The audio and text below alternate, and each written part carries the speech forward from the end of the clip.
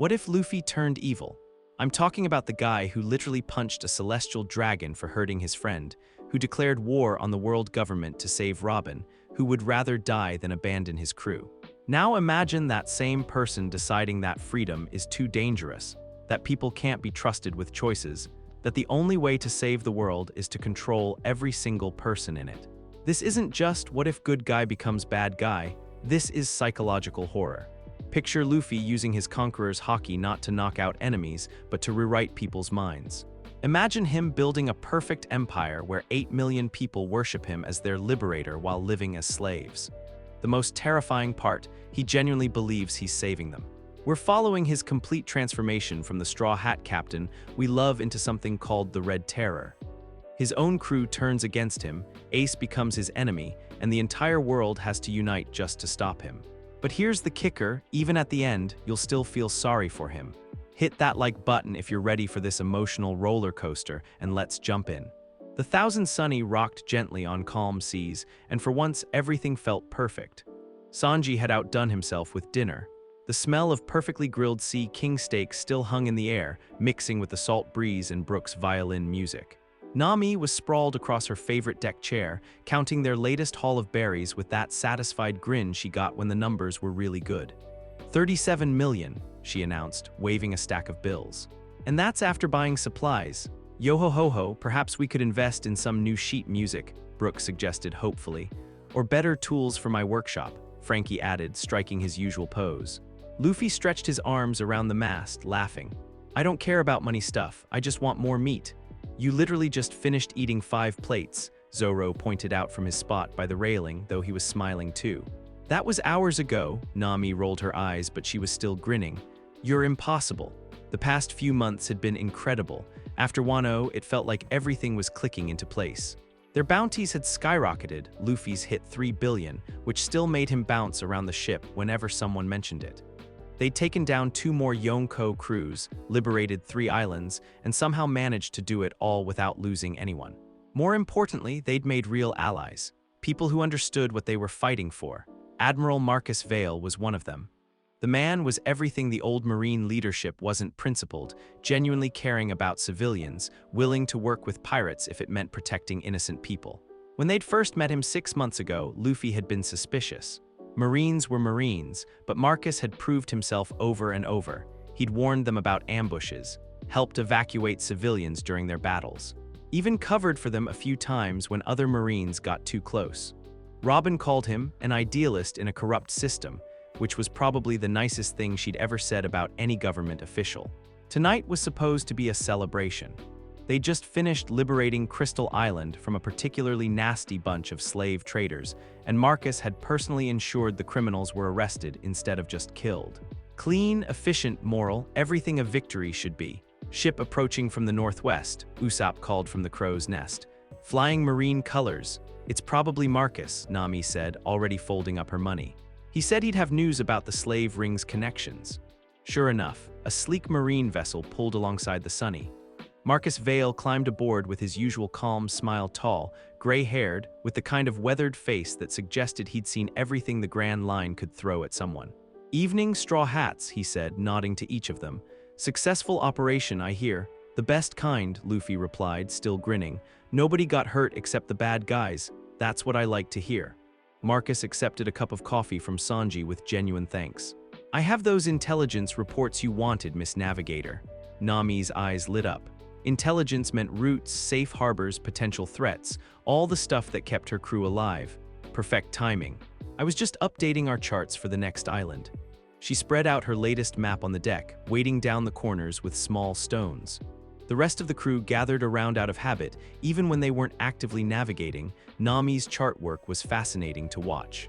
Her ability to synthesize weather patterns, current information, and political intelligence into safe routes was basically magic. So the slave ring had connections here, here, and here, Marcus pointed to 3 different islands. All controlled by different nobles but coordinating their operations. If you hit them in the right order, we can shut down the whole network, Robin finished. Elegant. Exactly, though I should warn you, they know you're coming now. They've likely set traps, Zoro snorted. Let them try. The thing is, Marcus continued, they've been in contact with some very dangerous people, People who don't just want to stop you, they want to make an example. Something in his tone made Luffy look up from the meat he was sneaking from Sanji's latest batch. There was something different about the way Marcus was standing, too straight, too ready. What kind of example? Nami asked, still focused on the charts. The kind that sends a message to anyone else who might think about disrupting the natural order. That's when Luffy knew. He'd learned to trust his instincts over the years. That little warning bell that had saved them from CP9, from Kuma, from a dozen other disasters. It was ringing now, loud and insistent. But Nami was still bent over her charts, completely focused, trusting. The natural order, Robin repeated slowly, her eyes narrowing. Marcus smiled, and it wasn't the warm expression they'd grown used to. Slavery, Miss Nico Robin, exploitation, suffering, the strong taking from the weak. It's how the world works, and it's how the world should work. What the hell are you talking about? Sanji demanded. But Luffy was already moving, his body stretching as he launched himself across the deck. Too late, much too late. Marcus moved with the fluid precision of someone who'd been planning this moment for months.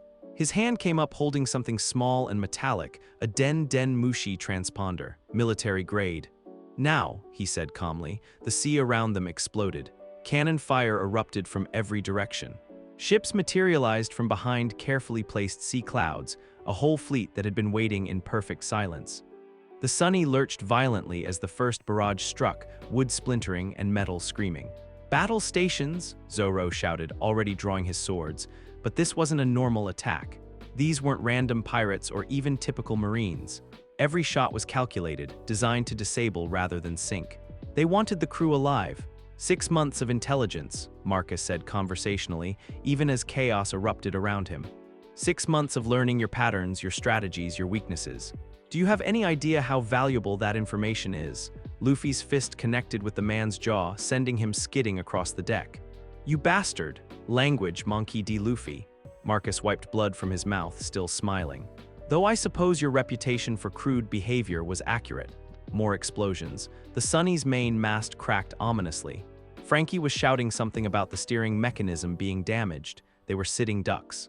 Why? Nami demanded, and there was something broken in her voice.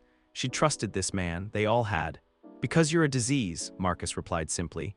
You go from island to island, filling people with dangerous ideas, hope, freedom. The notion that they don't have to accept their station in life. Do you understand what happens when slaves start believing they can be free? They become free, Luffy snarled. They die, Marcus gestured to the attacking fleet. Messily. Along with anyone foolish enough to help them. The world has an order, boy. The celestial dragons rule, the world government enforces their will, and everyone else obeys. It's simple. It works. And idealistic little pirates like you threaten that stability. A cannonball punched through the deck near Robin's feet. She rolled away smoothly, but Luffy could see the calculation in her eyes. They were outgunned, outmaneuvered, and completely exposed. This was all planned, she said. Every bit of it. The slave traders on Crystal Island, they were bait. We've been herding you toward this exact position for weeks.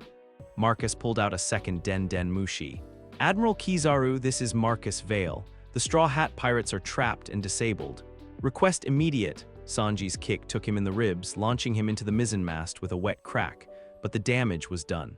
Reinforcements were coming, and they were already surrounded. We need to go, Nami said urgently, studying her charts. If we can reach those storm clouds to the east, we can lose them in the weather. The rudder's not responding, Frankie called. They hit something critical. Usopp was firing his slingshot at the attacking ships, but there were too many targets. Chopper had transformed into his heavy point, ready to fight, but his medical training was screaming at him to tend to the wounded. Brook was playing battle music, his violin somehow audible over the chaos. And Zoro was looking at Luffy with an expression he'd never seen before, like he was waiting for orders that he wasn't sure he wanted to follow. Captain, he said quietly, what do we do? Another barrage. This one was more accurate, punching holes in the Sunny's hull. They were taking on water. Whatever these Marines wanted them alive for, they were willing to risk sinking the ship to get it. Luffy felt something he hadn't experienced in a long time. Not fear, he'd conquered that years ago, but helplessness. The same feeling he'd had watching Ace die, knowing there was nothing he could do to change what was happening. Except this time it was his fault. He'd trusted Marcus. They all had.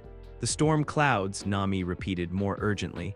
If we can just... The shot came from one of the smaller marine vessels, a sniper probably. High caliber, designed to punch through armor. It should have hit Luffy. He was the obvious target, standing in the middle of the deck. But Nami stepped forward at exactly the wrong moment, her attention completely focused on her charts and weather readings. The bullet took her in the chest. Time stopped. Luffy caught her as she fell, his arms automatically stretching to cushion the impact. Blood was spreading across her shirt, too much blood, and her breathing was harsh and wet. Nami, Chopper was already running toward them, medical bag in hand, but Luffy knew. He'd seen enough battles, enough injuries. The bullet had hit something vital. There was too much blood and it was the wrong color. "Hey," Nami whispered, looking up at him with eyes that were already starting to lose focus. The storm clouds to the east, that's our way out." "Don't talk," Luffy said desperately. "Chopper's coming." "He'll fix this." She smiled, and it was the same expression she'd worn when counting their money earlier, happy, satisfied. "I got us through everything, didn't I? Every storm, every sea. I was a good navigator." "The best," Luffy choked out. "The best navigator in the world. Don't let this change you, Luffy." Her voice was getting weaker. "Don't let them win by making you like them." More cannon fire. The Sunny was listing badly now, and they were still surrounded. Marcus was getting back to his feet, wiping blood from his mouth and looking satisfied with how his plan was progressing. "I'm sorry," Nami whispered. "I should have seen, should have known." "No," Luffy said fiercely. "This isn't your fault. None of this is your fault." But she was already gone. Luffy knelt there on the deck, holding his navigator's body, while Marines continued to fire on his ship and his crew shouted his name. Something was building inside him, something hot and terrible and completely foreign. He'd always fought with joy, even against the worst enemies. Fighting was fun. It was how you protected people, how you achieved your dreams, how you made the world a little better. "This wasn't joy." "Well," Marcus said, dusting off his uniform jacket. "That's unfortunate. She was actually quite talented. We could have used someone with her skills." Luffy looked up. Marcus was still talking, something about prisoners and examples and the importance of order. But Luffy wasn't really listening. He was remembering every conversation they'd had, every time Marcus had smiled and offered helpful advice. Every moment of trust. "The thing you need to understand," Marcus continued, "is that this isn't personal, it's just business. The world government needs to send a message and your crew is that message. If it helps, you'll die knowing that your sacrifice prevented countless others from making the same mistake." Luffy stood up carefully, still holding Nami's body. "Captain," Zoro's voice uncertain. Luffy looked at Marcus Vale, the man who'd eaten at their table, who'd accepted their protection, who'd spent 6 months earning their trust just so he could sell them out more effectively. "You know what the funny thing is," Luffy said, and his voice sounded strange even to himself. Flat, cold, nothing like the enthusiastic captain who'd been laughing about meat 5 minutes earlier. Marcus raised an eyebrow. "Enlighten me? Nami always said I was too trusting, said it was going to get us all killed someday." Luffy gently set his navigator's body down on the deck, arranging her hands over her chest. "Guess she was right." He turned to face Marcus fully, and the Marine's confident expression faltered slightly.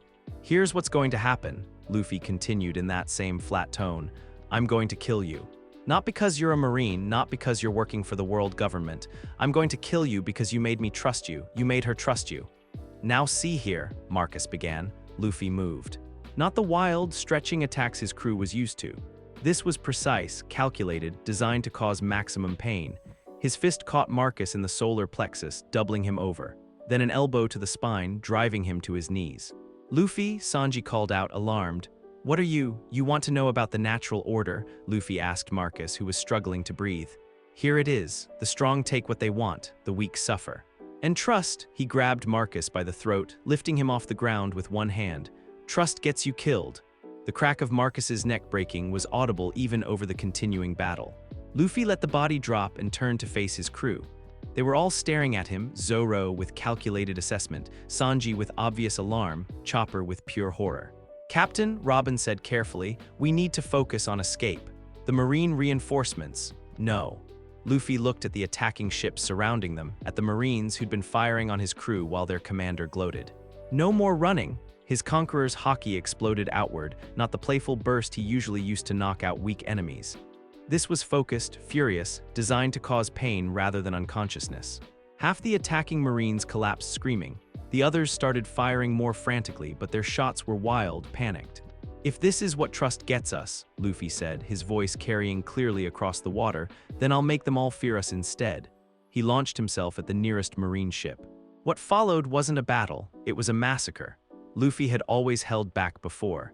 Even against enemies, even against Marines, he'd used just enough force to win. He believed in second chances, in redemption, in the possibility that bad people could become good. Not anymore. He tore through the attacking fleet like a natural disaster. Ships exploded, Marines disappeared beneath the waves, and those few who survived were left floating in wreckage, too traumatized to do anything but scream. When he returned to the Sunny 15 minutes later, his crew was silent. "The storm clouds," he said calmly, as if nothing had happened. "Nami said that was our way out." "Luffy," Zoro said slowly, "what you just did, I did what needed to be done." Luffy looked at his first mate with eyes that seemed completely foreign. "They wanted to make an example of us. Fine. But the example they're going to remember is what happens when you betray Monkey D. Luffy." He walked over to where Nami's body lay, picking her up with infinite care. "Chopper," he said, still in that flat, terrible voice. "Prepare her for burial. She deserves better than this." As he carried his navigator toward the cabin, he paused next to the spot where Marcus's corpse was sprawled. "And someone throw that garbage overboard," he added. "I don't want it stinking up our ship." The storm clouds Nami had identified swallowed the Thousand Sunny an hour later, and when they emerged on the other side, they were alone on calm seas. But everything had changed. The Straw Hat Pirates had lost more than their navigator that day. They'd lost something essential, something that had made them different from every other crew in the New World. They'd lost their captain's faith in the possibility that people could be good. And in a world where hope was the rarest treasure of all, that loss would prove more devastating than any defeat. 3 weeks. That's how long it had been since Nami died in Luffy's arms, and Zoro was starting to think they'd lost more than their navigator that day. The funeral had been small, private.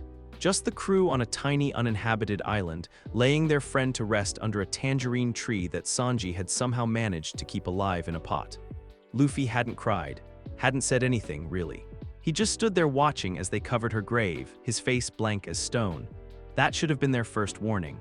Now Zoro stood on the Sunny's deck, watching his captain study a detailed map of Coral Bay Marine Base with the kind of cold focus he'd never seen before.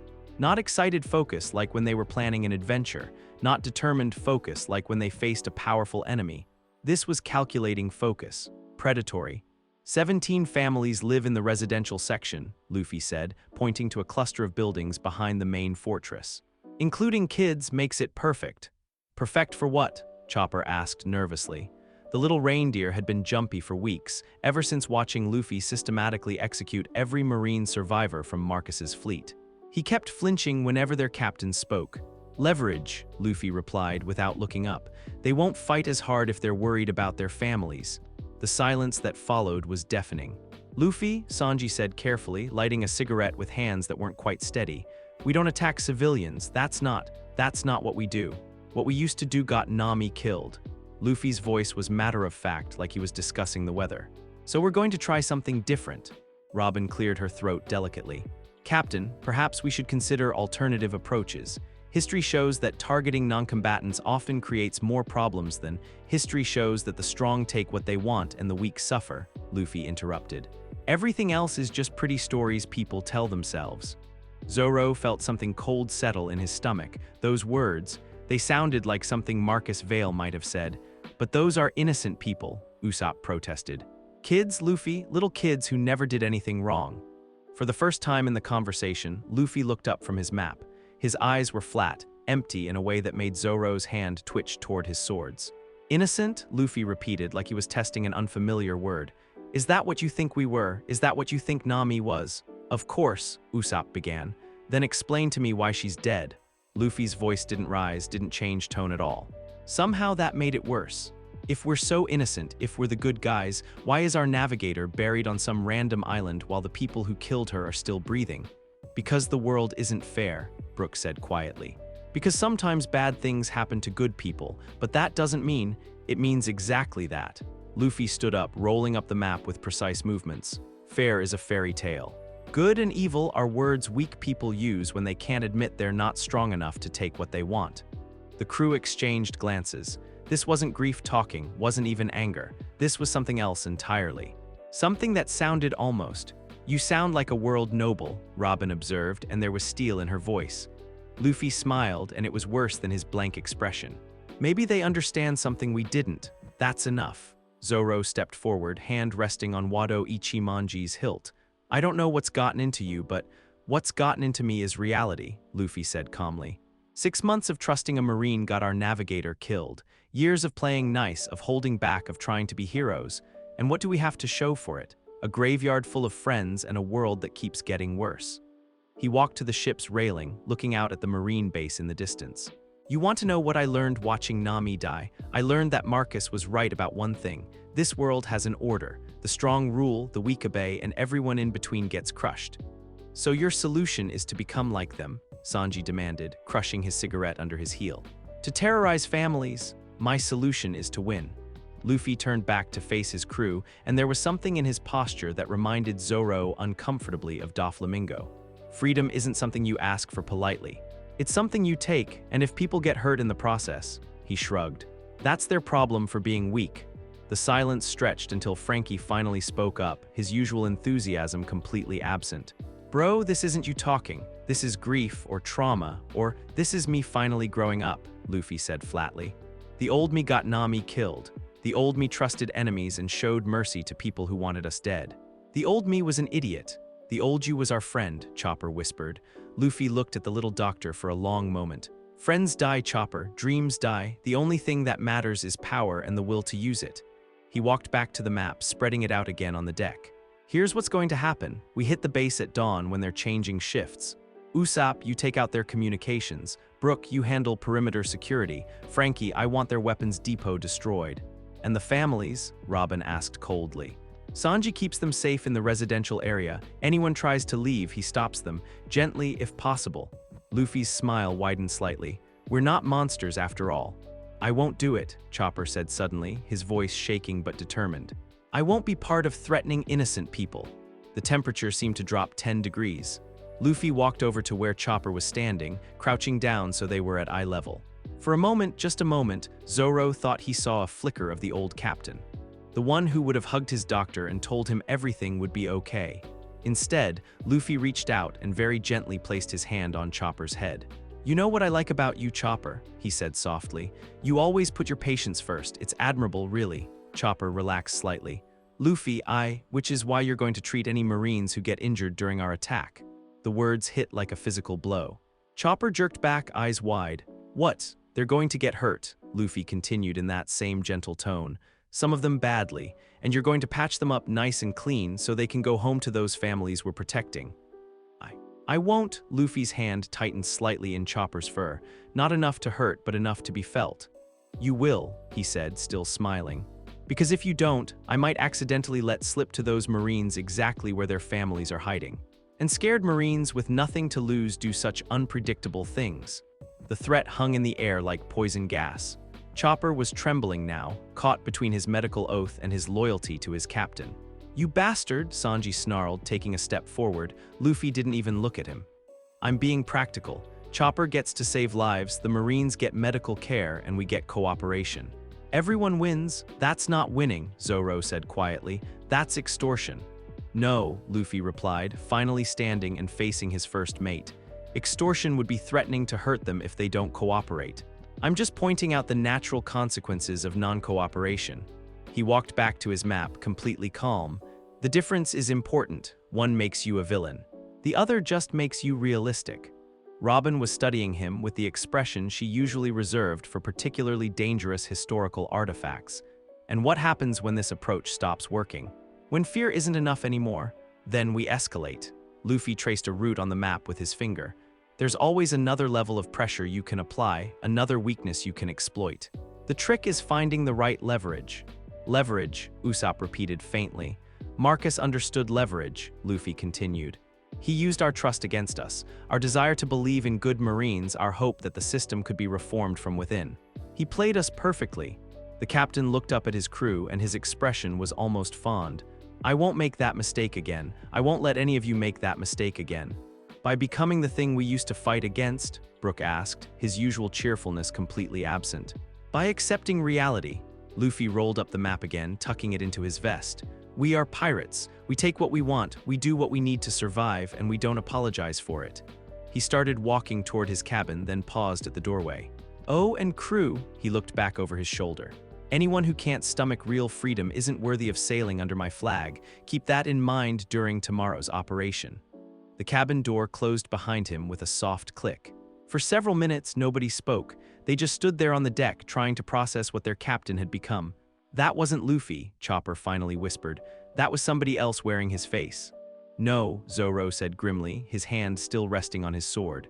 "That was Luffy, just a version of him we never imagined could exist." Sanji lit another cigarette with shaking hands. "So what do we do?"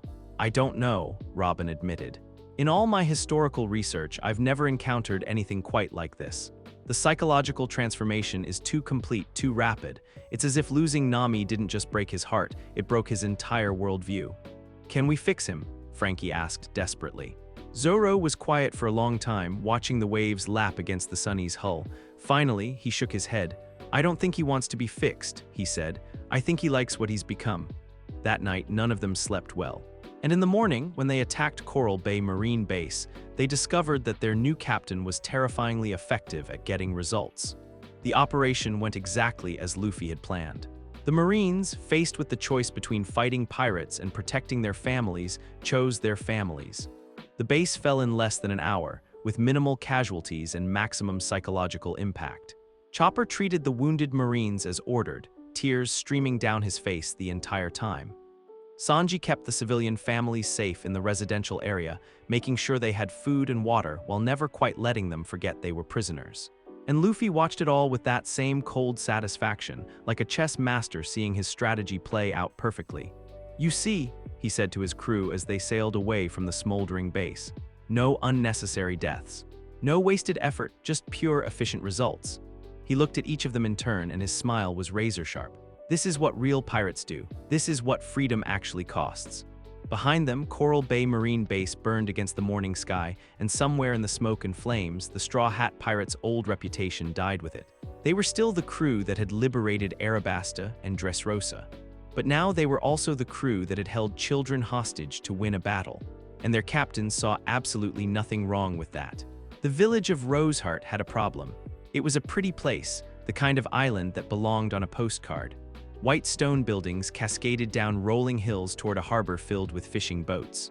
Gardens overflowed with flowers that gave the town its name.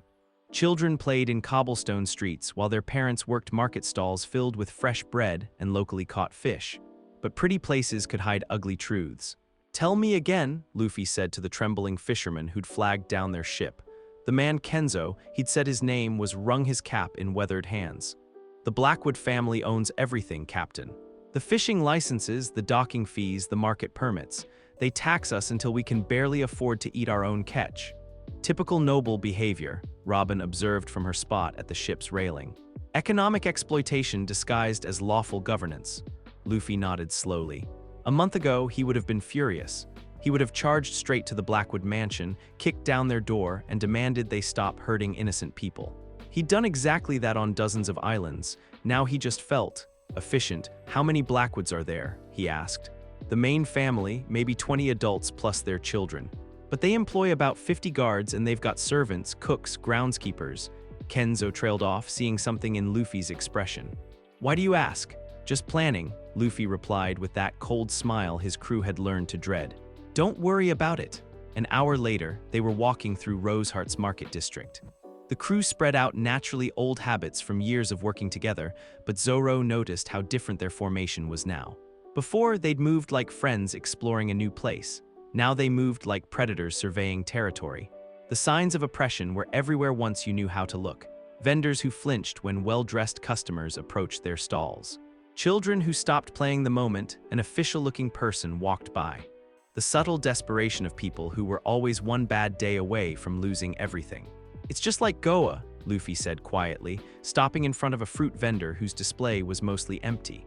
"The nobles live in their big houses and pretend they deserve everything while everyone else scrapes by." The fruit vendor, an elderly woman with kind eyes and rough hands, looked up hopefully. "Fresh apples, young man, only 50 berries each. 50 berries for a single apple." Zoro had seen the same fruit selling for 5 berries on the last island.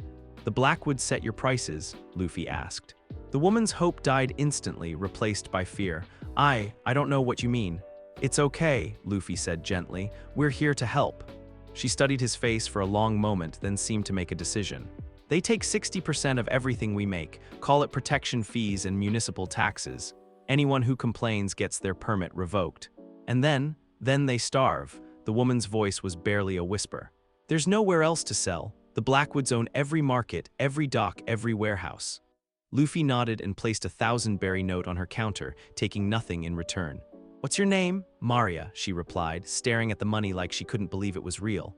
Well, Maria, I want you to remember this conversation. Tomorrow morning, things are going to be different. They continued through the market, and with every vendor they spoke to, every story they heard, Luffy's expression grew colder. These people weren't just being exploited, they were being systematically crushed. Ground down until they had no hope, no options, no way to fight back. It was exactly the kind of situation the old Straw Hat Pirates would have handled with precision and care. They'd infiltrate the mansion, gather evidence of the Blackwoods' crimes, maybe rally the townspeople to stand up for themselves. Clean, efficient, moral, but Luffy wasn't interested in clean anymore. Gather the crew, he told Zoro as they finished their reconnaissance. I want everyone at that tavern in an hour. We need to plan. The tavern was called the Weary Sailor, and it was exactly the kind of place where pirates could meet without drawing attention. Dark corners, cheap ale, and a bartender who minded his own business. When the crew assembled, Luffy spread out a hand-drawn map of the island's noble district. He'd always been terrible at making maps that had been Nami's job, but this one was surprisingly detailed.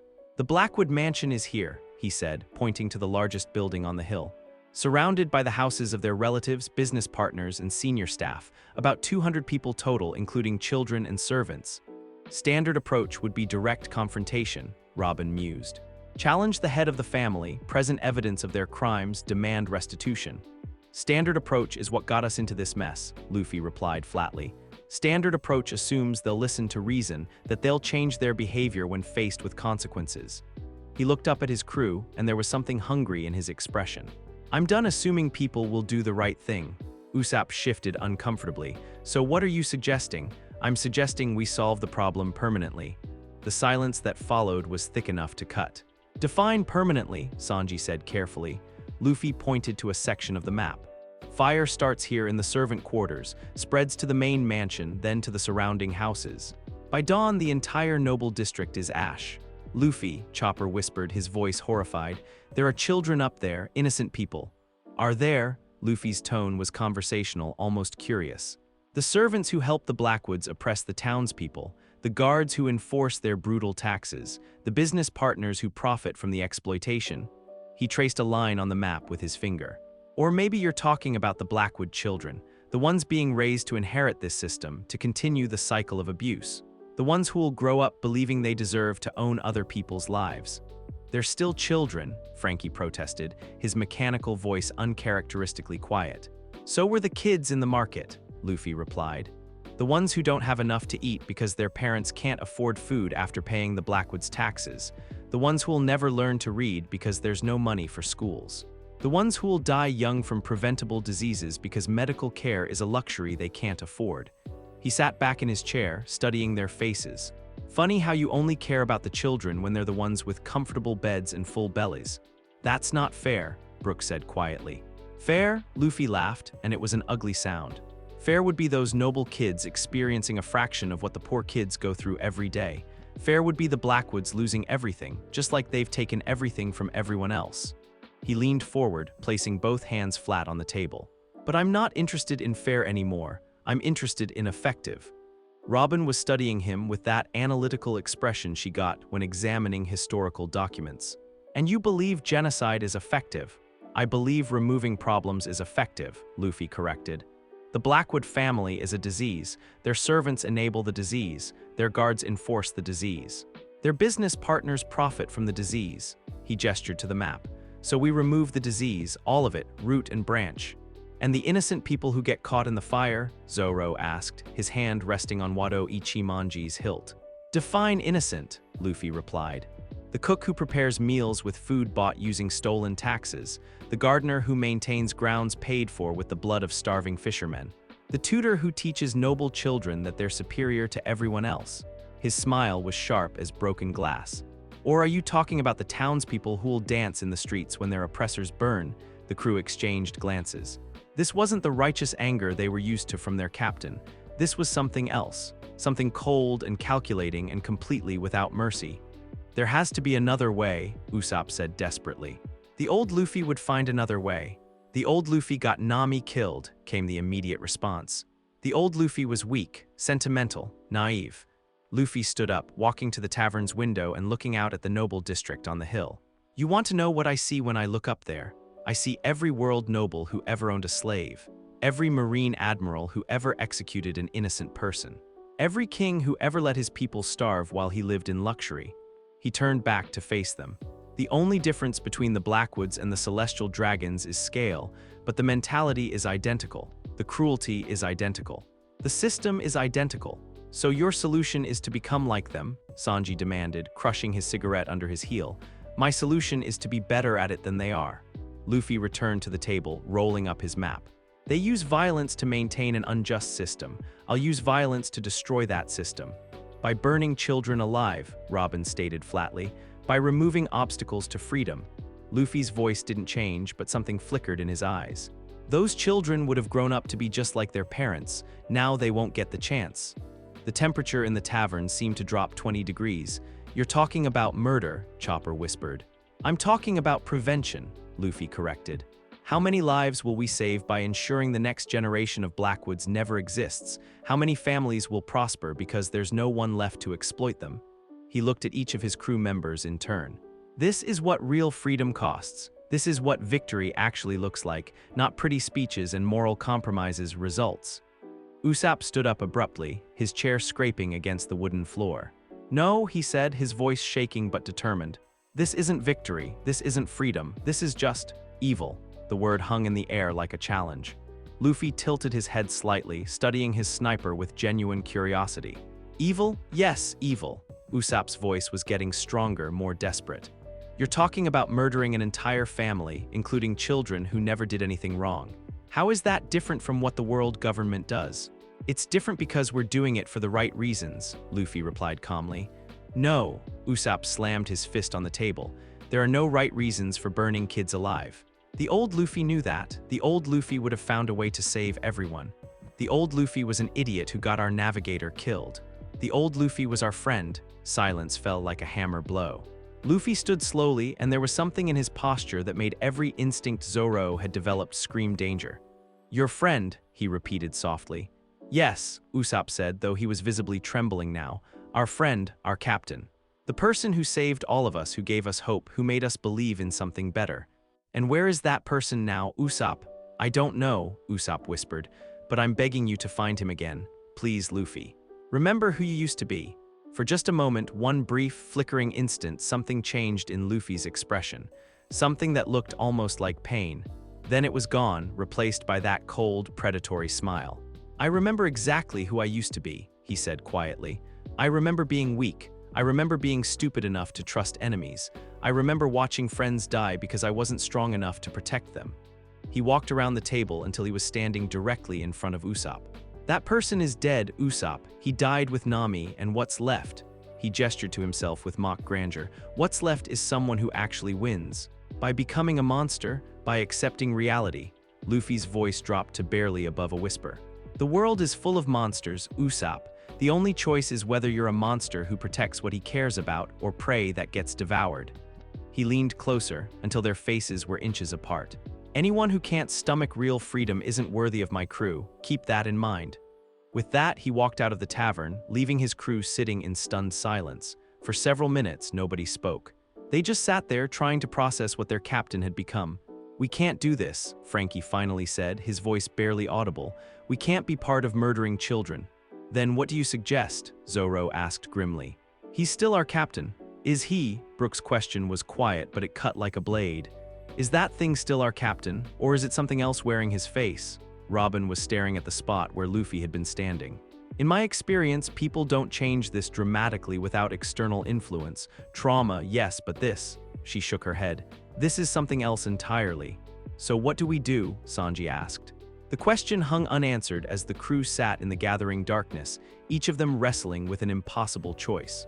Follow their captain into damnation, or find the strength to abandon the person who had saved them all. Outside, the noble district sparkled in the lamplight, beautiful and serene. In a few hours, if Luffy had his way, it would be nothing but ash and screams. And somewhere in that ash would be the last remnants of who the Straw Hat Pirates used to be. The Blackwood Mansion never burned.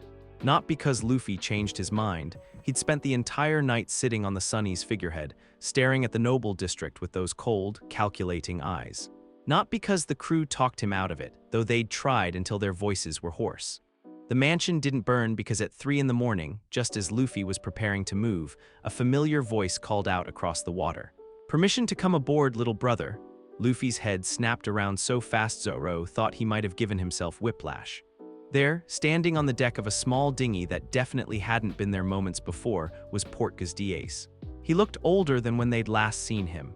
Not physically, devil fruit users aged slowly, but there was something in his eyes that spoke of hard experiences and harder choices. His coat was travel-stained, his hat sat at a tired angle, and there were new scars on his knuckles. But his smile was the same, warm, genuine, and just a little bit cocky. "Ace," Luffy's voice cracked like he was 12 years old again. "Hey Lu, miss me?" For just a moment, watching his little brother's face light up with pure joy, Ace thought maybe the reports had been exaggerated. Maybe Luffy hadn't really changed that much. Maybe then he saw the rest of the crew.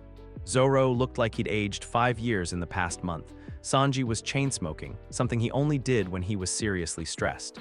Chopper was practically hiding behind Robin, who was watching Luffy with the expression she usually reserved for dangerous historical artifacts. And they were all afraid. Not of him. Ace had seen that look before, on islands where the Whitebeard pirates' reputation preceded them. This was different. They were afraid of their own captain. "What brings you all the way out here?" Luffy asked, and Ace noticed how his brother's voice had changed. "Flatter, more controlled. Just checking up on my little brother," Ace replied, though his eyes were already cataloging the differences. The way Luffy held himself straighter, more predatory. The way the crew positioned themselves, not gathered around their captain like they used to, but spread out like they were ready to run. And something else. Something that made Ace's observation hockey prickle with warning. "Well, you picked an interesting night for it," Luffy said, gesturing toward the noble district. "We were just about to solve a problem." "What kind of problem?" Luffy's smile was sharp as broken glass. "The kind that involves teaching some nobles what real power looks like." Ace felt his heart sink. The reports hadn't been exaggerated. If anything, they'd been understated. "Why don't you tell me about it?" he suggested carefully. "Like old times." They ended up in Luffy's cabin, the same space where they'd shared stories and sake after Marineford, where Ace had watched his little brother plan impossible rescues with infectious enthusiasm. Now it felt different. Colder, the maps on the walls showed military positions instead of adventure routes. The books were tactical manuals instead of stories about legendary pirates. "So," Ace said, settling into a chair that creaked ominously under his weight. "I hear you've been making waves." "You could say that." Luffy poured 2 cups of sake, good stuff, Ace noticed, probably looted from some noble's private collection. "How much do you know?" "Enough." Ace accepted the drink but didn't taste it yet. "Coral Bay Marine Base, 3 merchant vessels, that thing with the Blackheart pirates." He paused, studying his brother's face. "They're calling you the Red Terror now. Did you know that?" Luffy laughed, and it was an ugly sound. "Red Terror, I like it, has a nice ring to it." "It's not funny, Lu." Ace leaned forward, trying to reach whatever was left of the brother he remembered. "You slaughtered those merchants, all of them, including the cabin boys." "They were slavers," Luffy replied calmly, "moving human cargo disguised as luxury goods. The cabin boys knew exactly what they were helping with. They were kids, so were the slaves." Luffy's voice didn't rise, didn't change tone at all. "Funny how people only care about children when they're the ones with decent clothes and full bellies." Ace felt something cold settle in his stomach. Those words, they sounded like something a world noble might say. Something Blackbeard might say. "What happened to you?" he asked quietly. For the first time since he'd arrived, Luffy's expression flickered, something that might have been pain quickly suppressed. "I grew up," he said finally. "I stopped believing in fairy tales." "What fairy tales?" "That people are basically good, that the system can be reformed, that there's always a way to save everyone." Luffy took a sip of his sake, staring at something Ace couldn't see. "That trust is a strength instead of a weakness." "Luffy, do you want to know what I was doing when Nami died?" Luffy's voice was conversational, almost casual. "I was laughing, actually laughing because I thought we were safe. I thought Marcus Vale was our friend." Ace had heard about Nami's death, of course. The whole world had heard about it, but he hadn't known about the betrayal, the calculated manipulation that had led to it. 6 months, Luffy continued. 6 months of trust. 6 months of believing that maybe, just maybe, there were good Marines in the world. And what did it get us? He looked up at Ace and his eyes were empty. It got our navigator killed while I stood there like an idiot, still believing in the goodness of people. So you decided to become a monster instead. I decided to become effective instead. Luffy stood up, walking to the window that overlooked the noble district. You want to know what I see when I look out there? I see every injustice we ever fought against, every corrupt noble, every brutal marine, every system designed to crush the weak. I see a problem that needs solving. Ace joined him at the window, studying the lights scattered across the hillside. And your solution is mass murder. My solution is permanent change.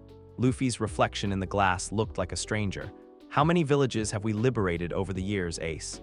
How many islands have we freed from corrupt governments? Dozens. And how many of them stayed free? The question hung in the air like smoke. They both knew the answer.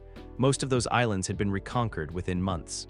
New tyrants had replaced the old ones. The systems of oppression had adapted, evolved, continued. That's different, Ace said, though his voice lacked conviction. Is it? Luffy turned to face him fully. We remove the immediate threat, we give some inspiring speeches about freedom and justice, and then we sail away feeling good about ourselves. Meanwhile, the root causes remain unchanged. He gestured toward the window. The Blackwood family has been exploiting this island for 3 generations. Their children are being raised to continue that tradition. Their servants enable the exploitation. Their guards enforce it. So we change the system. With what? Pretty speeches, moral arguments, Luffy laughed bitterly. I tried that approach for years. It doesn't work. Power only respects power. He walked back to the table, refilling his sake cup with steady hands. You want to change a system, you destroy everyone who benefits from it. You make the cost of oppression so high that no one dares attempt it. By burning children alive, Ace said flatly.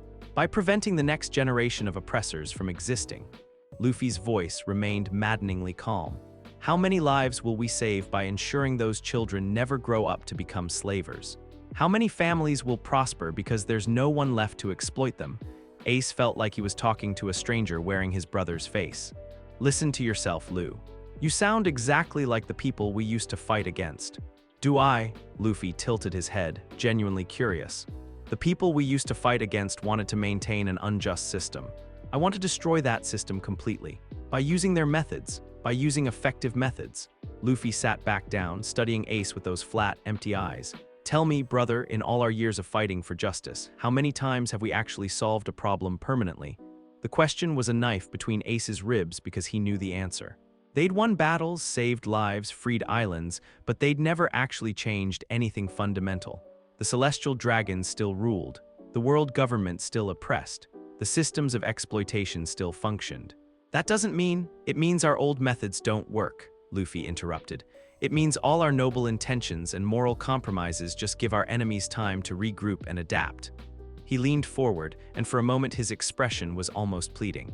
I'm offering you a chance to actually make a difference, Ace, to be part of something that will change the world permanently. By becoming a mass murderer, by accepting that some prices are worth paying. Luffy's voice dropped to barely above a whisper. I've seen what trust gets you. I've seen what mercy gets you. I've seen what happens when you try to be the good guy in a world full of monsters. He gestured around the cabin, encompassing his crew, his ship, everything they'd built together. It gets your friends killed. The silence stretched between them, heavy with the weight of everything unsaid. Outside, the lights of Roseheart twinkled peacefully, unaware that their fate was being decided by 2 brothers who could no longer understand each other. Come with me, Luffy said finally. Help me build something better, something that will actually last.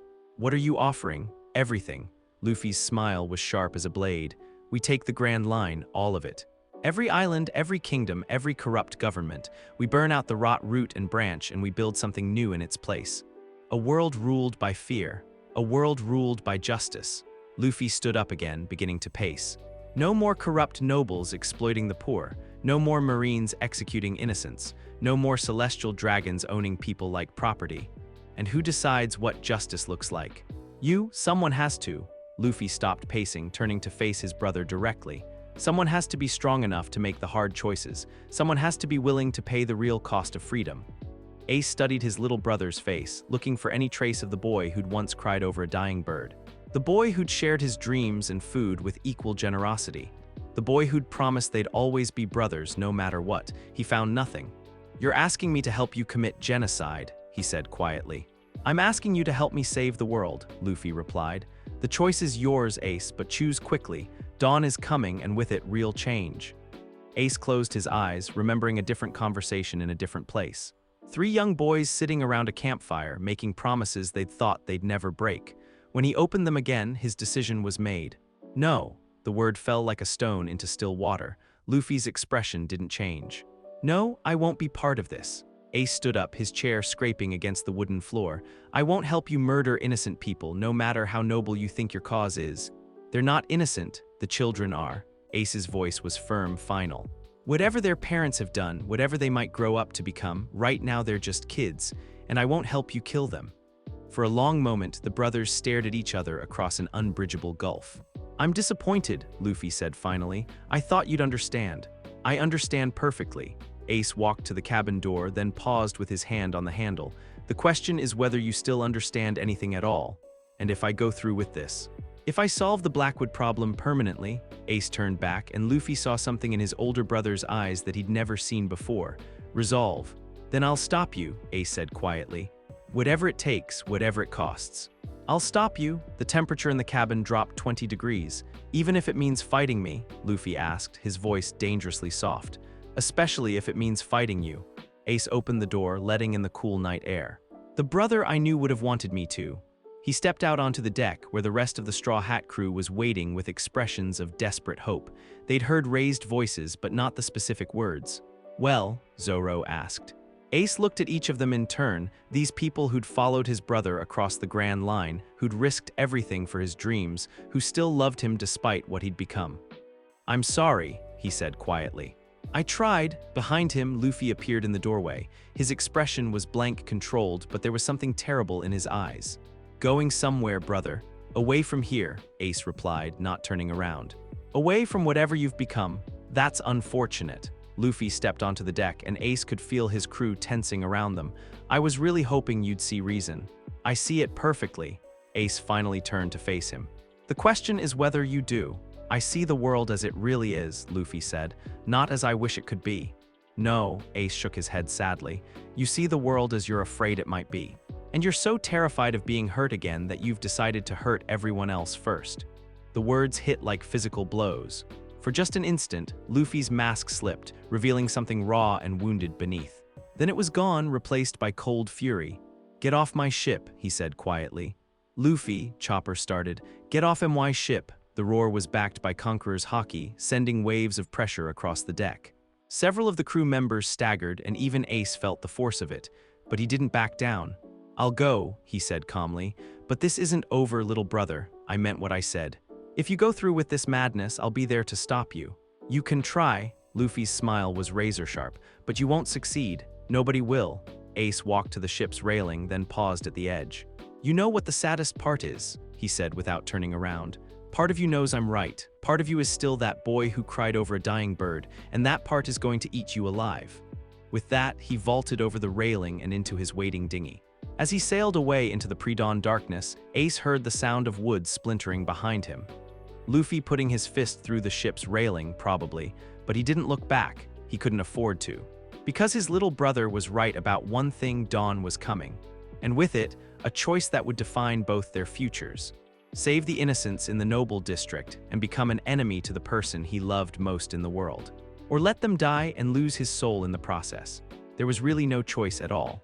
As the sun began to rise over Roseheart, Portgas Ace made a decision that would haunt him for the rest of his life. He was going to save those children, even if it meant fighting his brother to do it. Even if it meant becoming the thing Luffy now saw him as an enemy, because that's what big brothers did. They protected people from monsters. Even when the monster used to be their family. The Blackwood Mansion still stood when the sun crested the horizon. Luffy sat on the Sunny's figurehead, staring at the Noble District with those cold, calculating eyes, but he hadn't moved to attack. His crew watched him nervously from various positions around the deck, none of them quite sure what his stillness meant. Maybe Ace's words had gotten through to him. Maybe some part of the old Luffy was fighting back against whatever he'd become. Or maybe he was just planning something worse. "Captain," Robin said carefully, "the townspeople will be waking soon. If we're going to act, we wait," Luffy said flatly. "For what?" Before he could answer, the sea around them began to change. The water itself seemed to grow heavier, more oppressive, as if the ocean was holding its breath. Every member of the crew felt it, that particular pressure that came from being in the presence of something truly dangerous. Then they saw the ship. It cut through the morning mist like a blade, its black sails catching the early light. Not as massive as some Emperor vessels, but there was something about its lines that spoke of speed and deadly purpose. The figurehead was a roaring dragon, its eyes seeming to track their movement. And standing at the bow, his red hair catching the dawn light like fire, was Shanks. "Well," Luffy said quietly, "this should be interesting." The red force pulled alongside the Thousand Sunny with practiced ease. Shanks leaped across the gap between ships without waiting for a gangplank, landing on their deck with the fluid grace of someone who'd been doing this for decades. He looked older than when they'd last met. Not physically, emperors aged slowly, but there was something in his eyes that spoke of sleepless nights and difficult decisions. His coat was travel-stained, his sword hung at his side with the casual readiness of a man expecting trouble.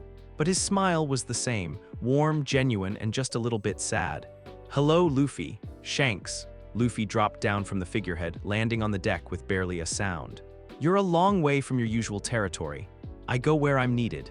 Shanks' eyes swept over the crew, taking in their obvious tension, their fearful glances at their own captain. "And it seems like I'm needed here."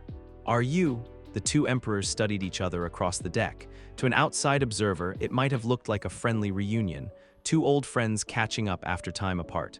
But everyone present could feel the tension crackling between them like electricity before a storm. "I've been hearing stories," Shanks said conversationally. "Interesting stories about a young pirate who's been making quite a name for himself." "The Red Terror," Luffy said with that sharp smile.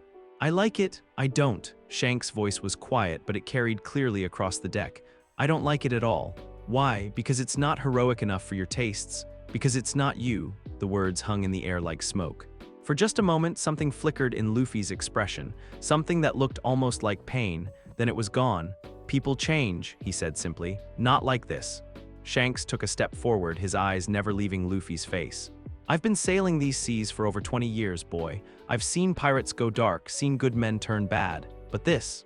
He gestured around the deck, taking in the crew's obvious fear. "This is something else entirely."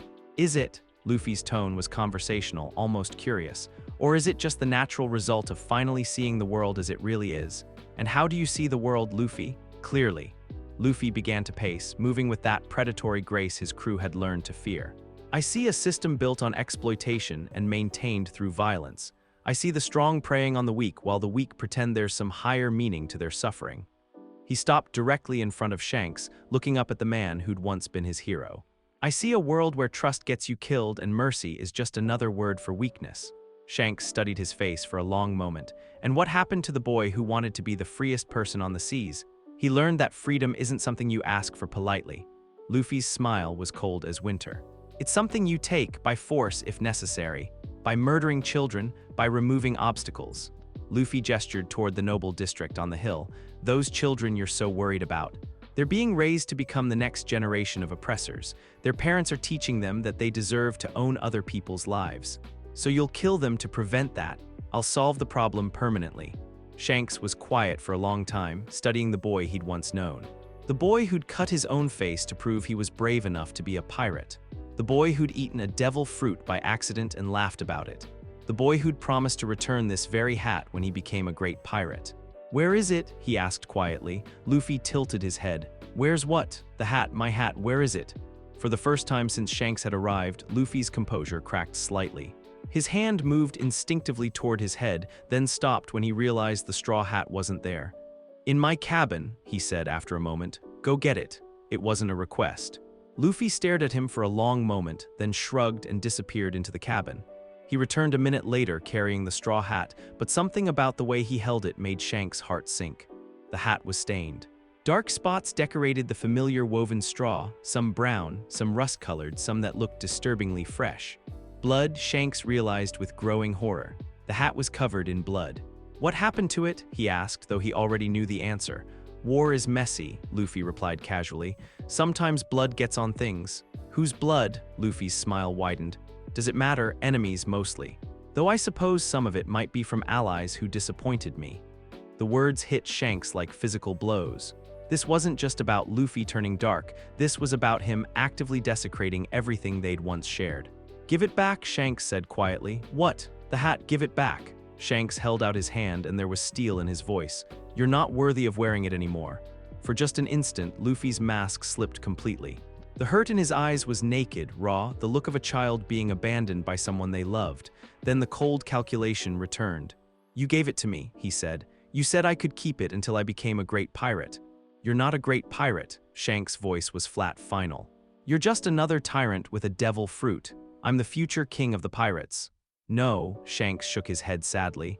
The king of the pirates brings freedom to the world. You just bring death. Luffy stared at him for a long moment, then slowly placed the blood-stained hat back on his head. Fine, he said quietly. If you want it back, take it. The challenge hung in the air like a blade. Shanks sighed, his hand moving to rest on his sword's hilt. I was hoping it wouldn't come to this. Were you? Luffy's laugh was bitter. Or were you hoping you could talk me out of it?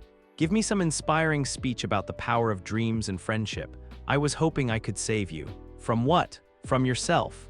Shanks drew his sword in one smooth motion, the blade singing as it cleared the scabbard. From becoming everything you used to fight against.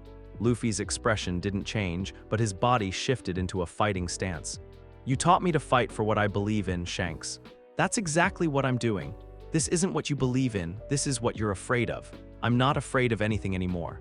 Yes, you are. Shanks raised his sword, and the air around them began to shimmer with barely contained haki. You're terrified of being hurt again, so terrified that you've decided to hurt everyone else first. The first clash came without warning. Luffy launched himself forward with gear 4th speed, his fist crackling with armament haki. But Shanks was ready for him, deflecting the blow with his sword and spinning away from the follow-up kick.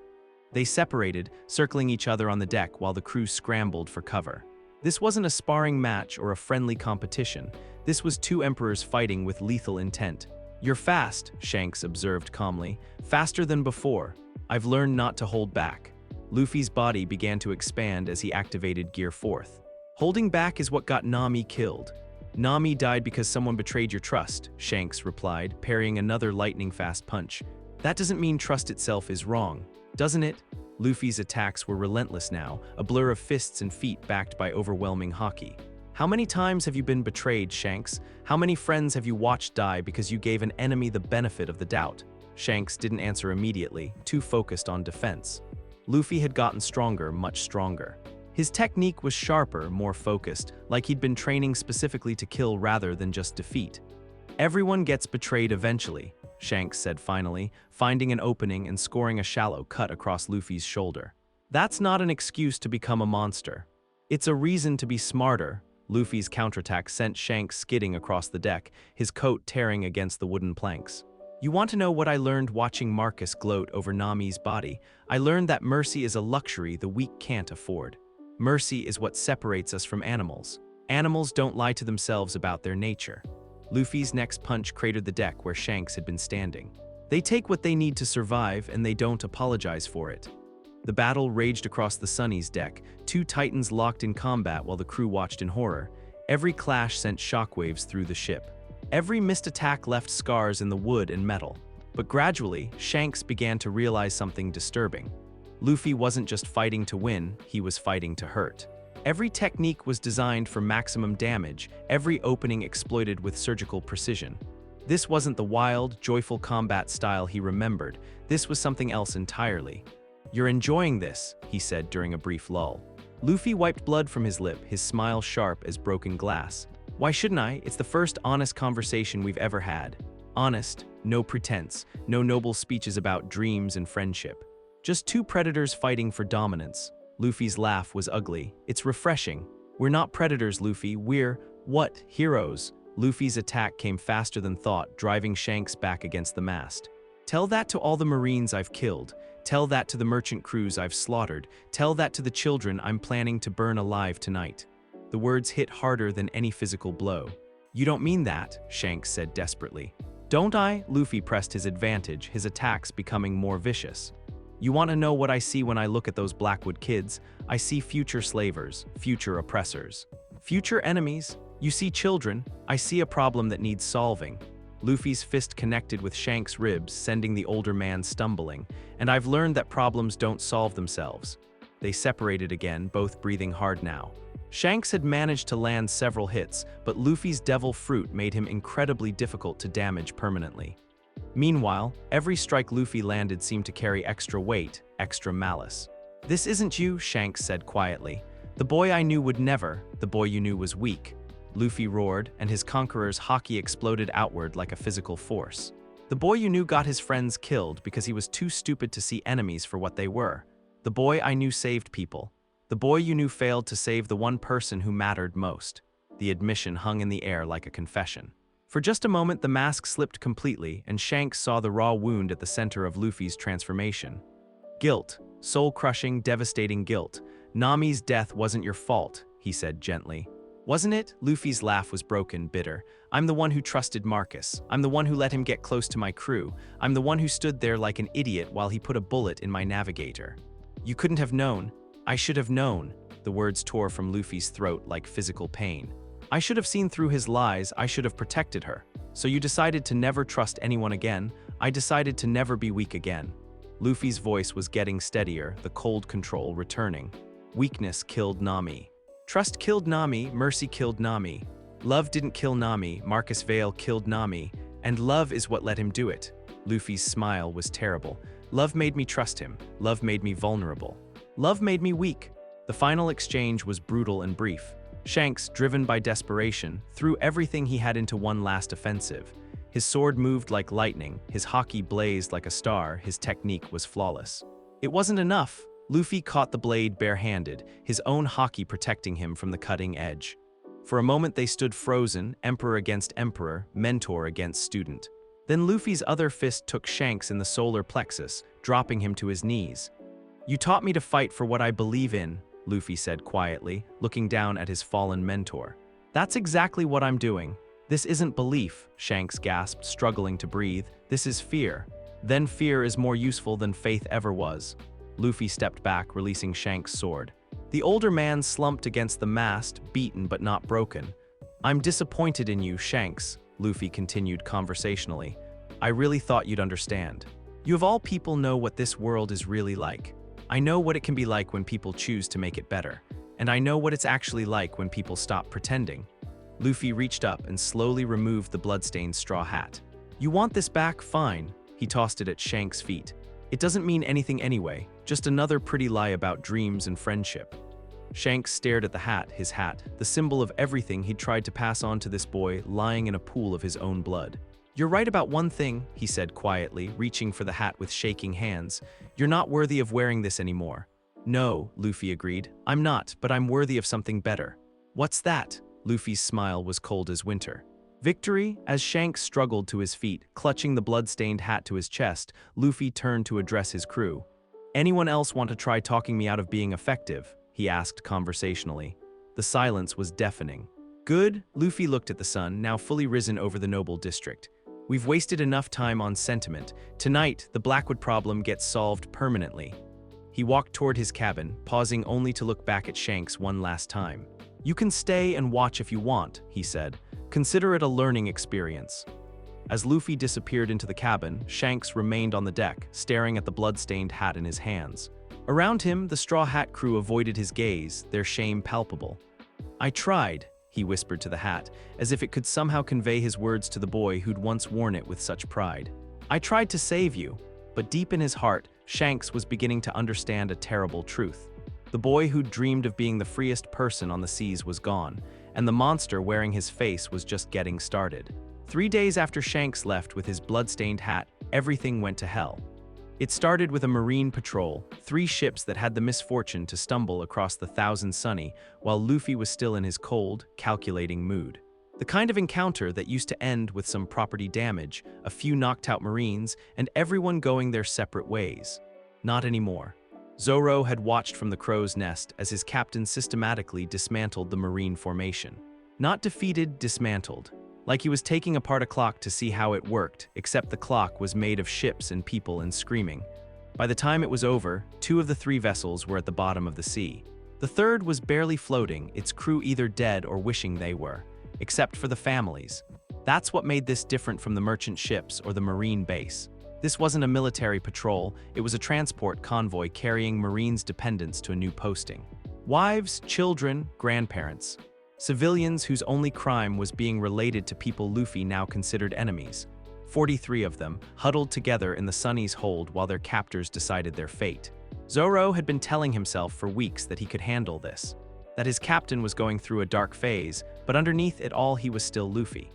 Still the boy who'd freed him from Buggy's execution platform, who'd trusted him with his dream, who'd made him believe in something bigger than just becoming the world's strongest swordsman. But looking at those terrified families, a little girl who couldn't be more than 5 clinging to her mother's skirt, an elderly man trying to comfort his pregnant daughter, Zoro, was starting to realize he'd been lying to himself. "Quite a haul," Luffy said, appearing beside him at the hold's entrance. His voice was conversational, almost pleased. "Families always make the best leverage." "Leverage for what?" Zoro asked, though he was afraid he already knew the answer. "Change?" Luffy studied the prisoners with the same analytical expression he'd once reserved for particularly challenging opponents. "The Marines need to understand that there are consequences for their actions." "Personal consequences? These people aren't Marines." "No, but they're connected to Marines. They benefit from Marine salaries, Marine protection, Marine privileges." Luffy's smile was sharp. "More importantly, they're what Marines care about most." Down in the hold, the little girl started crying. Her mother was whispering something to her, probably trying to convince her that everything would be okay, that the pirates wouldn't hurt them. Zoro found himself hoping she was right. "What are you planning?" he asked quietly. "A demonstration." Luffy turned away from the hold, walking back toward the deck. "Something that will make every Marine in the world think twice before threatening what's mine." The crew was assembled on the main deck when they emerged from below. Everyone except Chopper, who was in his medical bay treating the Marine survivors. Even he had limits to what he could watch. "Gather around," Luffy called, his voice carrying easily across the ship. "We need to discuss our next move." They formed a loose circle around their captain, though Zoro noticed how much more space everyone was giving him now. A month ago, they would have crowded close, eager to hear his latest crazy plan. Now they kept their distance, like wild animals wary of a predator. "The Marines have been getting bold lately," Luffy began, his tone matter-of-fact. "Attacking us directly, trying to capture us for execution. They seem to think we're just another pirate crew they can intimidate."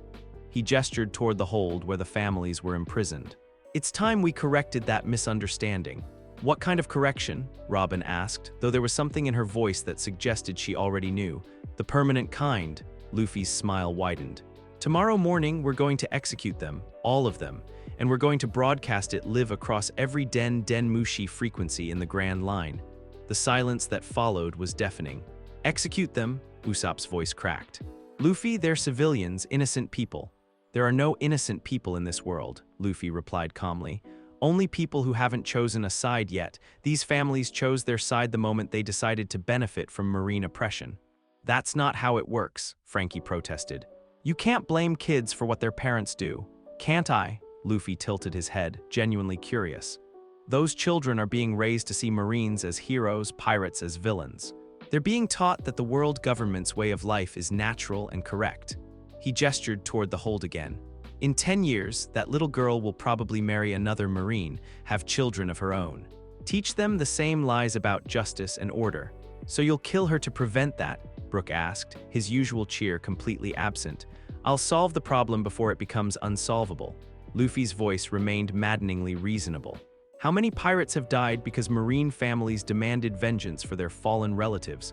How many innocents have suffered because someone's precious daughter wanted daddy's killers brought to justice?"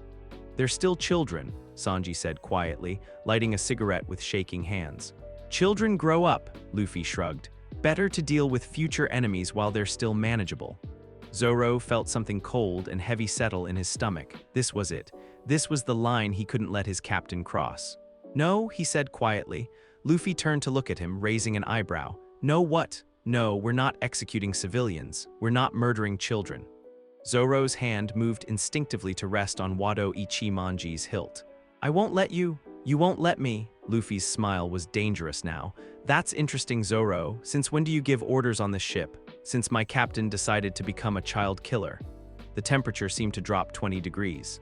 Everyone on deck tensed, recognizing the electricity in the air that preceded a major confrontation. "Your captain," Luffy repeated softly. "Is that what you think I am, still?"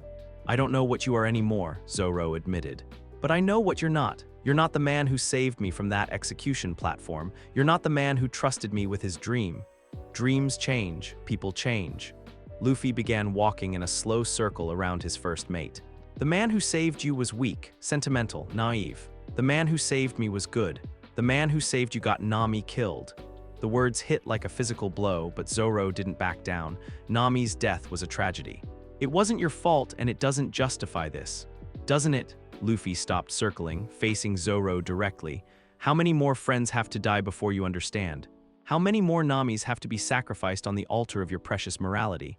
"As many as it takes," Zoro said simply, "because the alternative is becoming something worse than our enemies. The alternative is winning. At what cost? Whatever it takes." Luffy's voice rose for the first time in weeks, cracking with emotion. "I'm tired of losing. I'm tired of watching good people die while bad people prosper. I'm tired of playing by rules that only benefit our enemies." He gestured wildly around the ship. "Look at us. Look what trusting people got us. Half our crew is terrified of me, the other half is planning to abandon ship, and our navigator is in the ground because I was too stupid to see a trap." "So you became the trap instead," Zoro observed. "I became effective instead." Luffy's voice dropped back to its usual cold control. "And if you can't stomach effectiveness, maybe you should join Shanks in his noble failure." "Maybe I should." The admission hung in the air like a sword blade.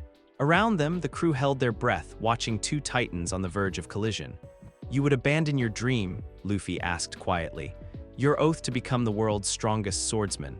All for the sake of strangers who wouldn't hesitate to see you executed." "My dream was to support your dream," Zoro replied, "to help you become the Pirate King. But the Pirate King brings freedom to the world." "What you're bringing," he shook his head. "This isn't freedom, this is just another form of tyranny. And if I order you to stand down, if I command you to let me handle this my way." Zoro was quiet for a long moment, looking at the man who had once been his captain, his friend, his reason for fighting. "Then I'll have to disobey," he said finally. Luffy's smile was cold as winter. "I was hoping you'd say that." The first attack came without warning.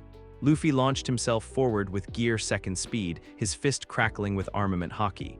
But Zoro was ready for him, drawing all three swords in one fluid motion and deflecting the blow with a ringing clash of steel on hardened skin. They separated, circling each other on the deck while the rest of the crew scrambled for cover. This wasn't a sparring match or a friendly disagreement. This was two experts trying to kill each other. "You're fast," Luffy observed, activating Gear Fourth, "but not fast enough." The battle that followed was brutal and one-sided. Luffy had gotten stronger since Nami's death, much stronger. His techniques were sharper, more focused, like he'd been training specifically for this kind of fight. Every attack was designed to maim or kill, every counterattack exploited with surgical precision. But more than that, he was fighting with a kind of cold fury that Zoro had never experienced before. Not the wild, joyful combat he remembered, but something calculated and merciless. Zoro, meanwhile, was fighting his own internal battle as much as the external one. Every instinct told him to go all out, to use his strongest techniques, to treat this like any other life-or-death encounter. But this wasn't any other enemy. This was Luffy. This was his captain, his friend, the person he'd sworn to follow to the end of the Grand Line. Even now, even after everything, Zoro found himself holding back. It cost him. Luffy's fist took him in the ribs, cracking bone and sending him skidding across the deck. Before he could recover, a kick to the shoulder dislocated his sword arm. A third strike put him on his knees, gasping for breath. "Disappointing," Luffy said, standing over his fallen first mate. "I expected more from the future world's strongest swordsman." "You want to see my strongest?" Zoro struggled to his feet, switching Wado Ichimonji to his offhand. "Fine, Zoro, don't," Chopper's voice calling from somewhere behind him.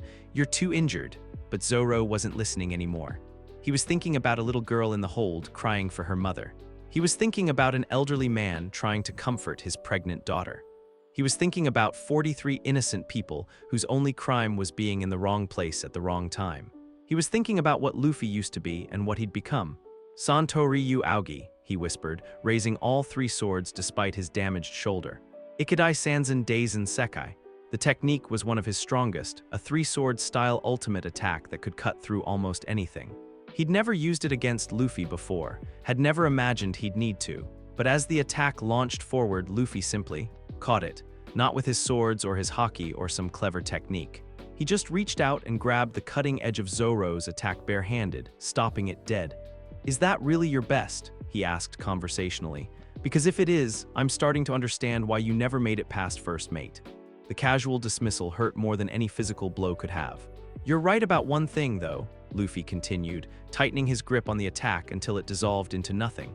"This is a defining moment, the moment when you choose between your outdated morality and practical results." He stepped closer, and Zoro could see something terrible in his captain's eyes. "So what's it going to be, Roro no Zoro? Are you my first mate, or are you just another obstacle to be removed?" Zoro really looked at him, and finally saw the truth he'd been avoiding. This wasn't his captain anymore, this was something else wearing Luffy's face. "I'm your first mate," he said quietly, "which is why I can't let you do this." "Then you've made your choice." The final exchange was brief and decisive. Luffy's fist, backed by Gear 4th strength and Conqueror's haki, took Zoro full in the chest. Bones cracked, organs shifted, and the world went white with pain. When Zoro hit the deck, he didn't get back up. "Zoro!" Several voices called his name, but he was having trouble focusing on which ones. Luffy stood over him, looking down with that cold, analytical expression. "You fought well," he said, sounding almost respectful. "For someone handicapped by conscience." He turned to address the rest of the crew, who were staring at their fallen first mate with expressions of horror and disbelief. "Anyone else want to discuss my methods?" he asked conversationally. The silence was deafening. "Good." Luffy walked toward his cabin, pausing at the doorway. "The execution is set for dawn tomorrow. I expect everyone to attend. Consider it a learning experience." As their captain disappeared into his quarters, the crew slowly gathered around Zoro's broken form. Chopper was already working frantically, his medical training taking over despite his obvious distress. "Is he?" Usopp couldn't finish the question.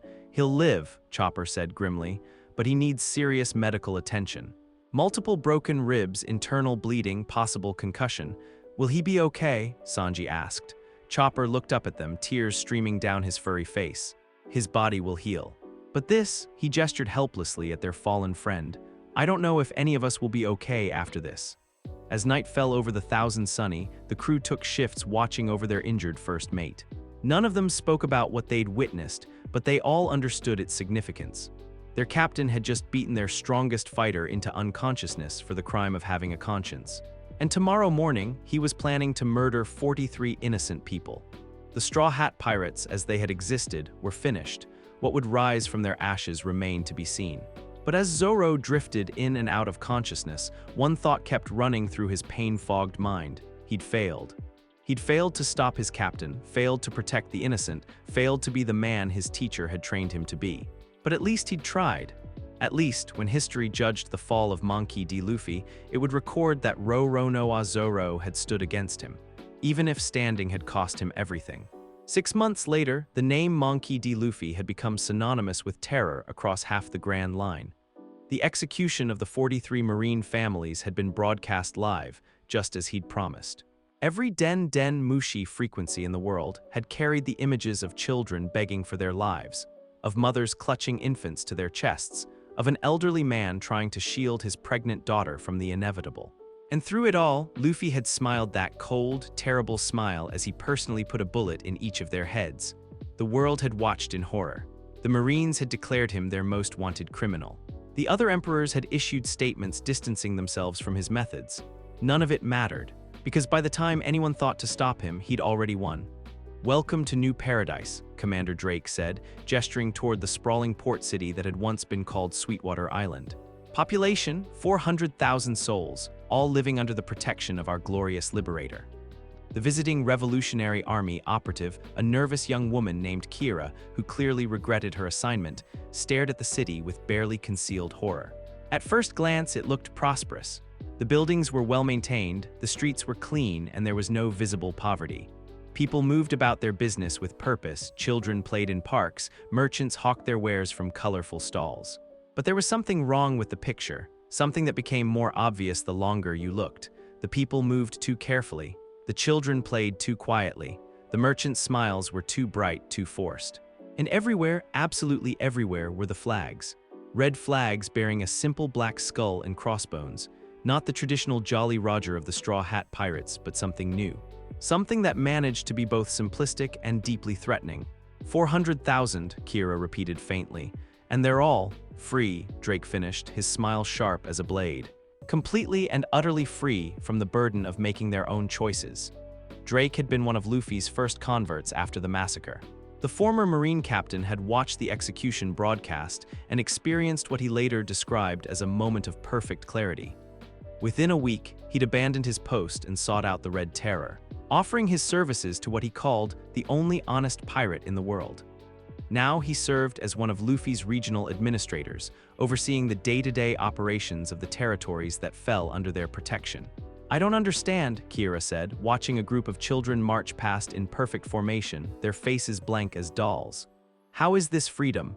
"True freedom," Drake explained patiently, "requires the elimination of choice. You see, the problem with the old system, the world government, the Marines, even the traditional pirate crews, was that they gave people options. They allowed them to make decisions." He gestured toward a nearby cafe where citizens sat in perfectly straight rows, eating identical meals at identical tables. But choice is chaos. Choice leads to conflict, to suffering, to the kind of betrayal that killed our savior's navigator. So Lord Luffy, in his infinite wisdom, has eliminated choice entirely. By force, by necessity, Drake's smile never wavered. The people of this island were dying slowly under their corrupt government, families starving while nobles feasted. Children sold into slavery while their parents pretended it was just the way things were. So you conquered them, we liberated them. Drake's voice took on the fervor of a true believer. Lord Luffy arrived 6 months ago and gave them a choice: accept his protection or continue suffering under their oppressors. And if they chose to refuse, Drake's expression flickered for just a moment. Well, thankfully everyone saw reason eventually. They continued walking through the city, Drake pointing out various improvements that had been made under Luffy's rule. The elimination of crime through the simple expedient of making the penalty for any transgression immediate death. The end of poverty by redistributing all wealth equally among the population. The establishment of perfect order through a system of surveillance and control that would have made the world government proud. "Where are the Marines?" Kira asked, noticing the absence of any government presence. "Gone," Drake replied cheerfully. Lord Luffy gave them the same choice he gave everyone else. Most of them saw reason. The ones who didn't, he shrugged. Well, the harbor fish are particularly well-fed these days. They reached the center of the city, where a massive statue dominated the central plaza. It depicted Luffy in his Gear 4th form, one fist raised toward the sky, his face set in an expression of noble determination. At the base of the statue, fresh flowers were arranged in careful patterns. "Beautiful, isn't it?" Drake said proudly. "The citizens maintain it voluntarily, of course. They're so grateful for their liberation." Kira studied the statue more closely and felt her blood turn to ice. The flowers weren't just decorative, they were covering something. Stains on the marble base that looked suspiciously dark, suspiciously permanent. "What happened here?" she asked quietly. "Justice," Drake replied simply. "The former mayor of this city was a corrupt fool who tried to resist our liberation. Lord Luffy made an example of him, and his family, and anyone who expressed sympathy for their position." "How many?" 237, Drake said with the casual tone of someone discussing the weather. "All executed publicly, right here in this plaza. It was quite educational." Kira felt bile rise in her throat. "You murdered over 200 people. We eliminated obstacles to freedom," Drake corrected gently. "Those people were clinging to the old system, the system of corruption and exploitation. They were preventing their fellow citizens from achieving true liberation. Liberation through massacre. Liberation through necessary sacrifice." Drake's voice hardened slightly. "The Revolutionary Army should understand this better than anyone. How many have died in your struggle against the world government? How many innocents have suffered because you refused to take decisive action?" The question hit uncomfortably close to home. Kira had joined the Revolutionary Army because she believed in their cause, but she'd also seen the cost of their methods. The civilian casualties, the collateral damage, the compromises they'd made in the name of the greater good. But this is different, she said firmly. "Is it?" Drake gestured around the plaza, where citizens were going about their daily routines with mechanical precision. "Look around you. Do you see suffering? Do you see oppression? Do you see anyone living in fear? Actually, Kira realized with growing horror she did see fear. It was in the way people's eyes darted nervously when they thought no one was looking. In the way children stayed close to their parents. In the way everyone moved just a little too carefully, spoke just a little too quietly. They were all terrified, but it was the kind of terror that had become so normalized, so pervasive, that it had become invisible to those who enforced it. "Where is he?" Kira asked. "Where's Luffy?" "Lord Luffy maintains his primary residence on the administrative island," Drake replied. "But today he's conducting a tour of our newest acquisition." "Newest acquisition?" Drake's smile widened. "Prosperity Island, former stronghold of the Merchant Alliance. They were reluctant to accept our offer of protection. Were, past tense, I'm afraid. Lord Luffy found their reluctance offensive." An hour later, Kira found herself on a small transport ship heading toward what had once been one of the Grand Line's most successful trading hubs. Prosperity Island had been famous for its merchant guilds, its bustling markets, its fiercely independent spirit. Now it was famous for something else entirely. The first thing she noticed was the smoke. Great black columns rising from what had once been the commercial district, carrying the smell of burning wood and something else she didn't want to identify. The second thing she noticed was the silence. No merchant ships in the harbor. No crowds in the streets. No sounds of commerce or celebration. Just an eerie, oppressive quiet that seemed to press down like a physical weight. "Beautiful, isn't it?" said a new voice behind her. Kira turned to find herself face to face with Monkey D. Luffy for the first time. He looked normal. That was somehow the most disturbing thing about him. She'd expected a monster, a tyrant covered in scars and radiating malevolence. Instead, she saw a young man who could have been anyone's brother, anyone's friend, except for his eyes. His eyes were empty. Not cruel, not angry, not even particularly cold. Just nothing. Like looking into twin voids where human emotion used to live. "Lord Luffy," Drake said, bowing deeply. "Allow me to present Kira, representative of the Revolutionary Army." "Revolutionary Army," Luffy repeated, his voice flat and conversational. "How interesting. I used to know some revolutionaries. Dragon's people, mostly. Good intentions, terrible execution." "We're fighting for freedom," Kira said, trying to keep the tremor out of her voice. "So am I," Luffy gestured toward the burning city, "though I suspect we have different definitions of the word." "This isn't freedom," Kira said desperately. "This is tyranny." "Is it?" Luffy tilted his head, genuinely curious. The people of this island were enslaved by their own economic system, trapped in cycles of debt and exploitation that kept them working until they died. Their children faced the same fate, and their children's children. He pointed toward the commercial district, where the smoke was thickest. "I freed them from that system, by burning it down, by eliminating the source of their oppression." Luffy's tone remained maddeningly reasonable. The merchant guilds that controlled their lives, the debt collectors who owned their futures. The entire economic structure that reduced human beings to units of production. And the people who worked in those systems were part of the problem. Luffy shrugged. "Slavery doesn't function without slaves who accept their chains. The merchants, the bankers, the clerks, the accountants, they were all complicit in their own oppression. So you killed them all. I solved the problem permanently." Luffy looked at her with those empty eyes. "Tell me, revolutionary, in your struggle against the world government, how many systems have you actually eliminated? How many corrupt institutions have you permanently destroyed?" Kira opened her mouth to answer, then closed it again. The Revolutionary Army had won battles, freed territories, even assassinated key figures. But the systems they fought against always seemed to regenerate, adapt, continue. "Exactly," Luffy said, reading her expression. "You fight the symptoms while ignoring the disease. You remove individual oppressors while leaving the structures of oppression intact. So your solution is genocide. My solution is comprehensive treatment." Luffy began walking toward the burning city, and Kira found herself following despite her better judgment. You can't reform a system built on exploitation. You can't negotiate with people who profit from suffering. You can't compromise with evil. They passed through what had once been the merchant quarter.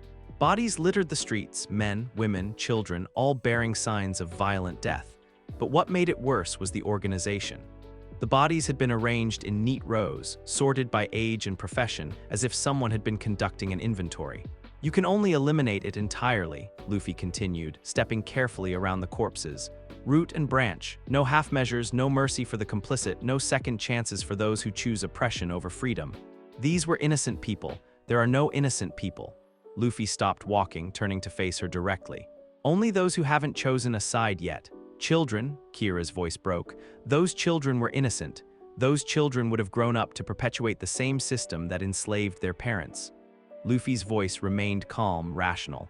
Better to end the cycle now than allow it to continue for another generation. You're insane. I'm effective. Luffy resumed walking, leading her toward the center of the city where the largest fires burned. The Revolutionary Army has been fighting the world government for decades. How much closer are you to victory? How many more generations will suffer while you pursue your noble, ineffective methods? They reached what had once been the city's central marketplace. Now it was a crater filled with ash and bone. At the center of the destruction, a single building remained standing, a small schoolhouse with children's drawings still visible in the windows. I conquered half the Grand Line in 6 months, Luffy said quietly. 12 territories, 8 million people, all freed from their oppressive systems, all living under a new order based on actual freedom rather than comfortable lies. This isn't freedom, isn't it? Luffy gestured around the destroyed marketplace.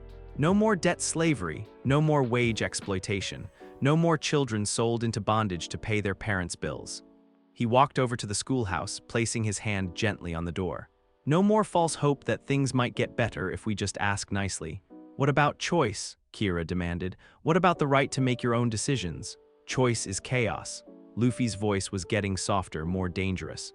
Choice is what allowed Marcus Vale to betray my trust. Choice is what let corrupt merchants enslave entire populations. Choice is what killed my navigator. He turned back to face her, and for just a moment, she saw something flicker in those empty eyes. Something that looked almost like pain. True freedom requires eliminating choice. When there's only one path forward, when everyone works toward the same goal, when individual desires don't conflict with collective needs. His smile was terrible. That's when you achieve paradise. Kira stared at him in horror. This wasn't a conqueror or a tyrant in the traditional sense.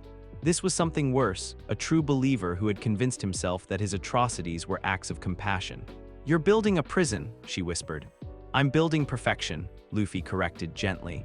A world where betrayal is impossible because everyone serves the same purpose, where suffering is eliminated because individual wants are subordinated to collective needs, where freedom means never having to choose between conflicting loyalties. He gestured toward the transport ship where Drake was waiting. You should return to your Revolutionary Army, he said conversationally. Tell them what you've seen here. Tell them that their methods are obsolete, their goals are naive, and their timeline is measured in centuries rather than months. And if we refuse to join you, then you'll become obstacles to freedom. Luffy's smile widened. And I've gotten very good at removing obstacles. As Kira stumbled back toward the transport, her mind reeling from what she'd witnessed, she heard Luffy call after her. Oh, and revolutionary. When you report back to Dragon, give him a message from his son. She turned back, though every instinct told her not to. Tell him I finally understand what he was fighting for, Luffy said, his voice carrying clearly across the ash-filled square. And I'm going to achieve it, my way. The transport ship pulled away from Prosperity Island as the sun began to set, painting the smoke columns in shades of red and gold. Behind them, the former center of Grand Line commerce burned like a funeral pyre for the old world. Ahead of them lay the new world that Monkey D. Luffy was building. A world where freedom meant the absence of choice. Where peace required the elimination of dissent. Where paradise was built on mountains of corpses. And as Kira watched the Red Terror's flag fly over the ruins of another conquered territory, she realized with growing horror that he was winning. Not just battles or territories, but something far more important. He was winning the war for the definition of freedom itself. And if someone didn't stop him soon, his version would be the only one left.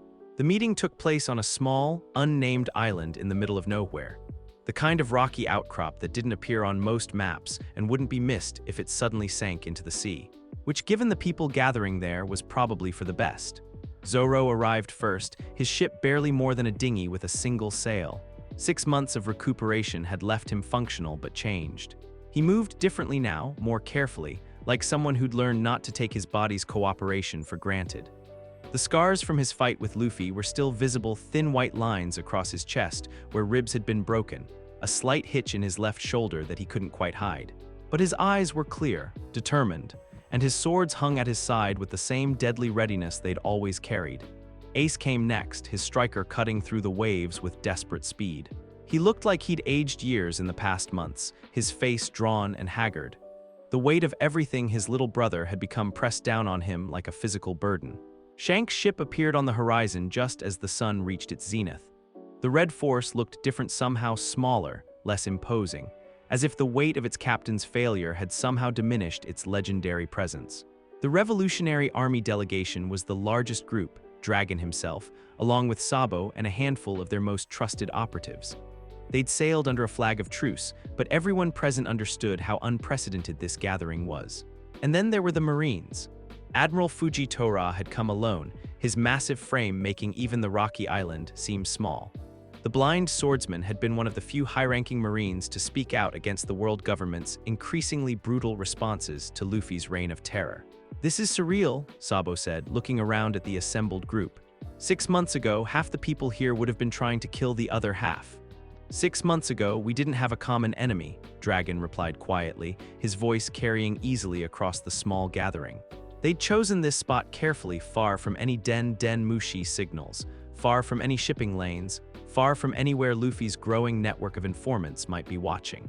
But even here, surrounded by allies, everyone seemed to be looking over their shoulders. That's how pervasive his influence had become. The Red Terror didn't just control territory anymore, he controlled fear itself. "So," Shanks said, settling onto a convenient boulder and trying to project his usual easy confidence, "I think we all know why we're here. To discuss the impossible," Fujitora said bluntly. "To plan an attack against someone who has proven himself capable of defeating any individual opponent. Not just defeating," Ace corrected grimly, "destroying. There's a difference." The silence that followed was heavy with unspoken memories. Everyone here had their own story about encountering the thing that used to be Monkey D. Luffy. Everyone had their own scars. "How many territories does he control now?" Dragon asked, though from his tone it was clear he already knew the answer. 17, Sabo replied, consulting a well-worn notebook. 8 million people living under his protection, and the numbers are growing daily. "Because his methods work," Zoro said quietly. Everyone turned to look at him, the former first mate, the one who'd known Luffy longest, the one who'd paid the highest price for opposing him. "People are terrified," Zoro continued. "But they're also grateful. He eliminates crime by making the penalty for any transgression immediate death. He ends poverty by redistributing wealth at gunpoint. He solves political corruption by murdering everyone involved in government. And the people accept this?" Fujitora asked. "The people celebrate it." Zoro's voice was flat, defeated. "They throw parades when he arrives. They build statues in his honor. They teach their children to worship him as a liberator." "Stockholm Syndrome on a national scale," Dragon observed. "More than that." Ace pulled out a Den Mushi, setting it to display a series of photographs. Images of Luffy's territories, all showing the same thing: prosperous cities, happy citizens, perfect order. "Look at these pictures. Really look at them. Those people aren't pretending to be happy. They actually are happy. Because for the first time in their lives, they don't have to make difficult choices. They don't have to worry about making the wrong decision. Because all their decisions are made for them," Shanks said grimly. "Exactly," Ace's voice cracked slightly. "He's created a world where freedom means never having to be responsible for anything, where peace requires the complete surrender of individual will. And it's spreading," Sabo added. "We're getting reports of islands voluntarily surrendering to his forces. Entire populations begging him to conquer them. Because the alternative is what happened to Prosperity Island," Dragon said quietly. "Complete annihilation." They all knew the stories by now. The islands that had refused Luffy's offer of protection. The governments that had tried to resist his expansion. The marine bases that had attempted to mount organized opposition. None of them existed anymore. "So what do we do?" Fujitora asked bluntly. "How do you fight someone who has convinced the world that slavery is freedom? The same way you fight any tyrant," Zoro replied, his hand moving instinctively to his swords. "You cut off the head." Easier said than done. Shanks gestured to his missing arm, the one Luffy had taken during their last encounter. "I fought him 6 months ago. I barely escaped with my life." "Because you were alone," Ace said firmly. "This time he won't have that advantage." "You think numbers will make a difference?" Dragon's skepticism was evident. Against someone who single-handedly destroyed an entire marine fleet, numbers, strategy, and the element of surprise. Ace stood up, beginning to pace. "Look, I know my brother better than anyone. His greatest strength has always been his ability to inspire loyalty, to make people believe in his cause. And now, Now his cause is monstrous, Ace said simply. The people who follow him do it out of fear, not love. His closest allies are opportunists and sadists. His empire is built on terror instead of trust. Which means it's fragile, Sabo realized, catching on to his adopted brother's reasoning. All we have to do is crack that foundation. By killing him, Zoro said flatly, there's no other way. No redemption, no reasoning with him, no miraculous return to who he used to be. The Luffy we knew is gone. The words hit the gathering like physical blows.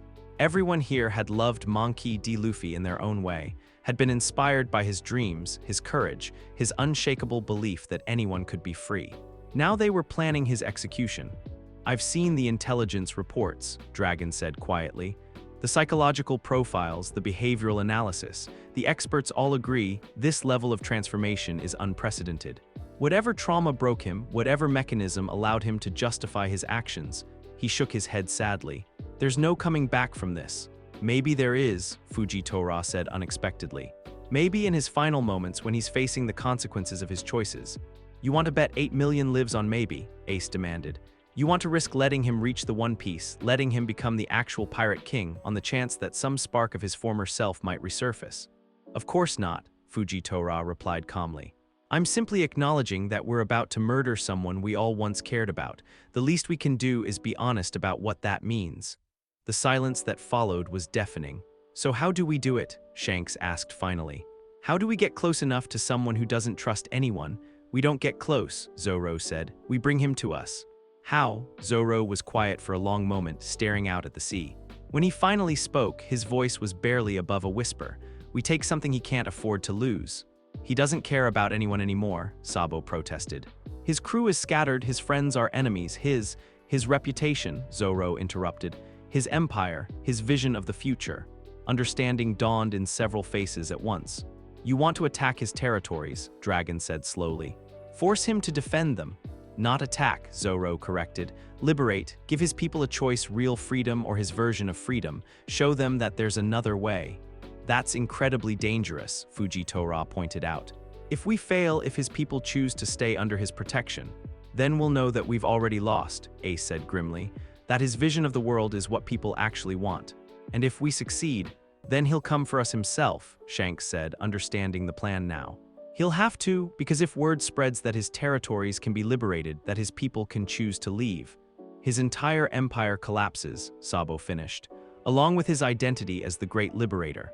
They spent the next several hours working out the details. Which territories to target first, how to coordinate their attacks, what kind of support they could offer to populations trying to break free from Luffy's protection. It was during this planning session that the true scope of their challenge became clear. He has over 50 ships now, Dragon reported, consulting his intelligence files. Most of them crewed by former Marines who have joined his cause. Marines? Fujitora's voice was sharp with disbelief. Disillusioned officers who have decided that his methods are more effective than the world government's, Sabo explained. They call themselves the New Navy. Their motto is true justice through absolute power. And his devil fruit abilities, stronger than ever, Ace said grimly. He's been training constantly, pushing his powers to new limits. The reports from Prosperity Island suggest he can maintain Gear 4th for hours now. What about his haki? Overwhelming. Shanks touched his missing arm unconsciously. His Conqueror's haki alone can level buildings, and his observation haki, it's like he can see attacks coming from minutes away. So we're planning to fight someone who's effectively invincible, Fujitora observed dryly. Not invincible, Zoro corrected, just very, very dangerous. Is there a difference? Yes, Zoro's voice was absolutely certain. Invincible means impossible to defeat. Dangerous just means you need to be willing to pay the price. And what price are you willing to pay? Dragon asked quietly. Zoro looked around at the assembled coalition, former enemies united by necessity, desperate people clinging to a last hope, friends preparing to kill someone they'd once loved. Whatever it takes, he said simply. As the sun began to set over their makeshift war council, the coalition finalized their plans. 3 simultaneous strikes against Luffy's most vulnerable territories. Coordinated liberation efforts designed to give his people genuine choices. A propaganda campaign to spread word of the alternative. And if it all worked, if they managed to draw him out. A final battle that would determine the future of freedom itself. One more thing, Ace said as they prepared to part ways. When we face him, and we will face him, remember that he's not the person we used to know. Don't hesitate, don't hold back, don't look for signs of the old Luffy. Because there won't be any, Shanks asked. Because if there are, Ace replied quietly, it'll just make it harder to do what needs to be done.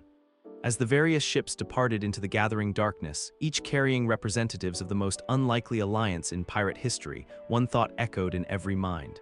They were about to declare war on a god who used to be their friend, a god who had to die if the world was going to survive.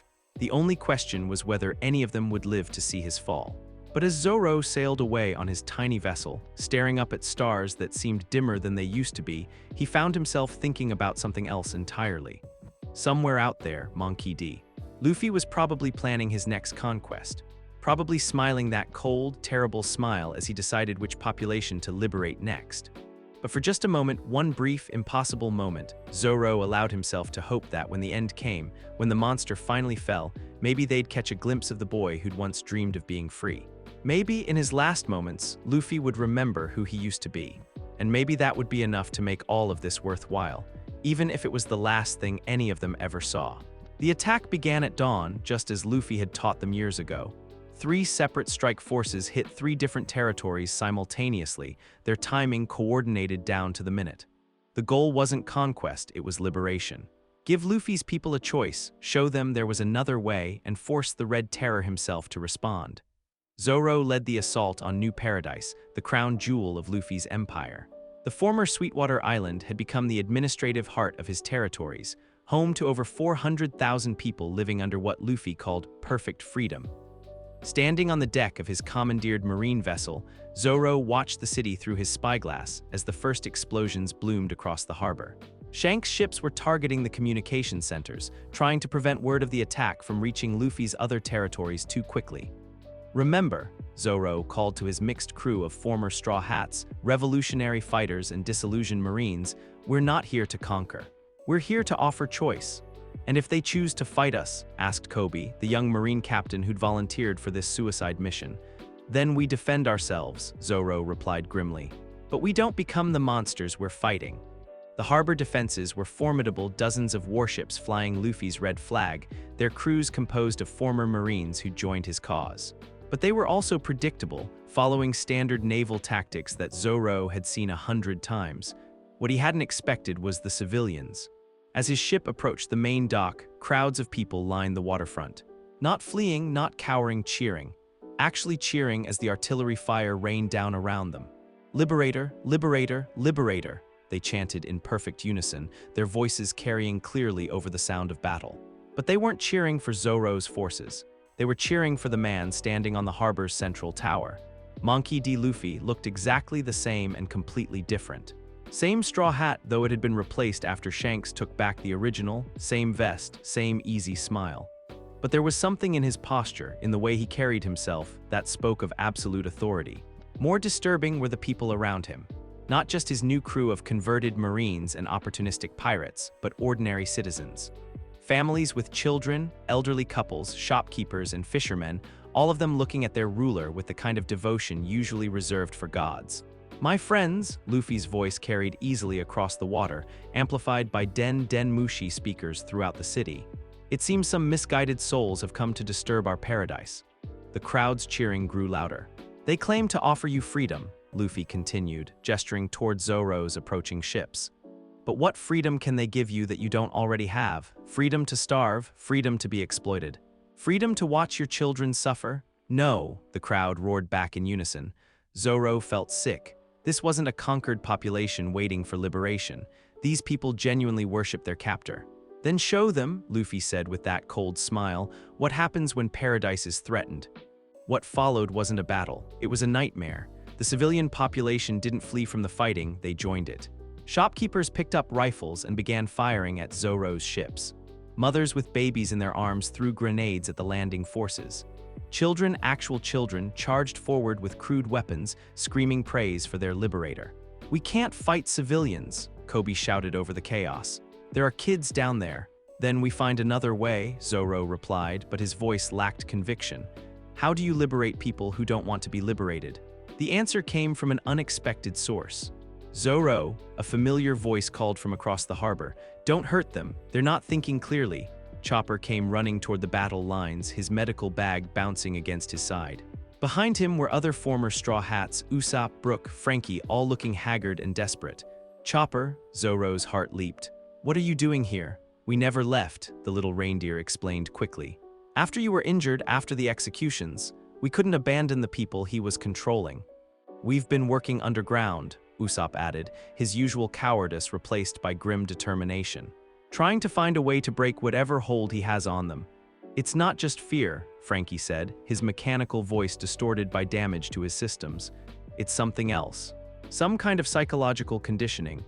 The hockey, Brook realized suddenly. His conqueror's hockey. He's been using it on them for months, slowly reshaping their thoughts. That explained everything.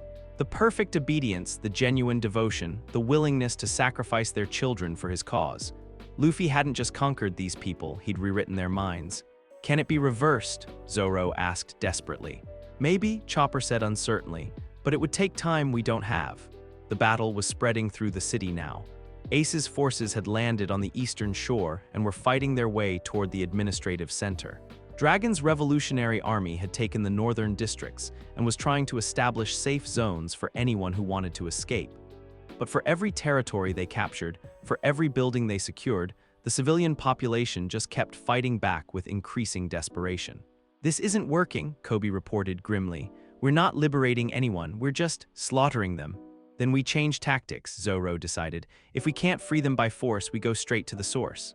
The source? Zoro looked up at the harbor tower where Luffy still stood, watching the battle with that cold smile. We end this, here and now. But getting to Luffy meant fighting through hundreds of his devoted subjects, families willing to die for their liberator, children who'd been taught that paradise was worth any sacrifice. And behind them, his new crew. Zoro's first real opponent was Commander Drake, the former Marine who'd become one of Luffy's most devoted converts. The man fought with the mechanical precision of someone who'd surrendered all independent thought, following orders with religious fervor. You could have been part of this, Drake said as their swords clashed. Part of true freedom. Instead, you chose chaos. I chose choice, Zoro replied, pressing his attack. The right to make mistakes, to suffer, to be human. Humanity is flawed, Drake countered, his blade work flawless but somehow soulless.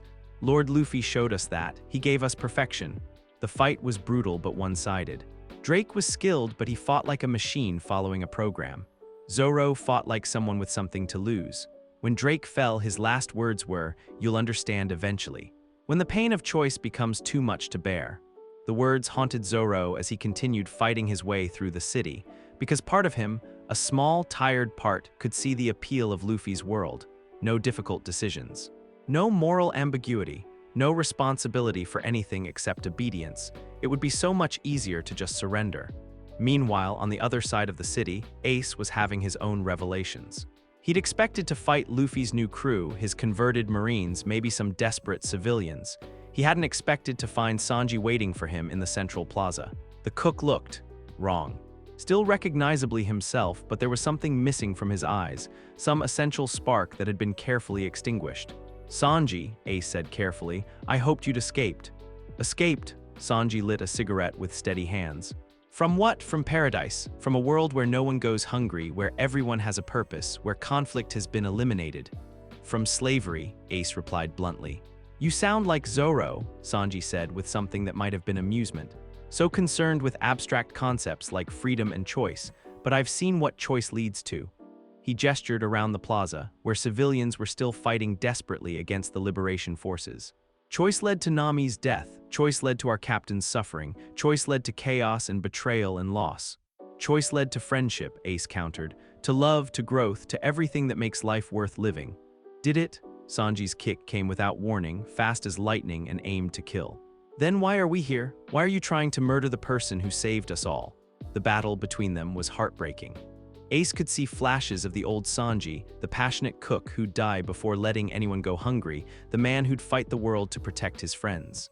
But those flashes were buried under layers of conditioning, of carefully constructed rationalization. He didn't save you, Ace said desperately, dodging another lethal kick. He broke you, he freed me from the burden of making wrong choices, Sanji replied calmly, from the pain of caring about people who betray you, from the weakness of hope. Hope isn't weakness. Hope got Nami killed. The words hit harder than any physical blow. Because they were partially true and everyone knew it. Hope, trust, the belief that people could be better, those things had made them vulnerable to Marcus Vale's betrayal. But as Ace fought his way through Sanji's increasingly desperate attacks, he realized something important. "You still care," he said suddenly. "What? You still care about us, about your friends, about the people you're fighting." Ace caught Sanji's leg mid-kick, holding him still. "If you really didn't care, if you'd really been freed from those burdens, you wouldn't be trying so hard to convince me." For just a moment, something flickered in Sanji's eyes, something that looked almost like pain. Then it was gone, replaced by that terrible empty calm. "I care about order," Sanji said quietly. "I care about preventing the chaos that killed our navigator, even if it means becoming a monster, even if it means accepting reality." The fight ended with Sanji unconscious but alive. Ace couldn't bring himself to deliver a killing blow, even knowing that mercy might doom them all. Because somewhere under all that conditioning, his friend was still there. Somewhere.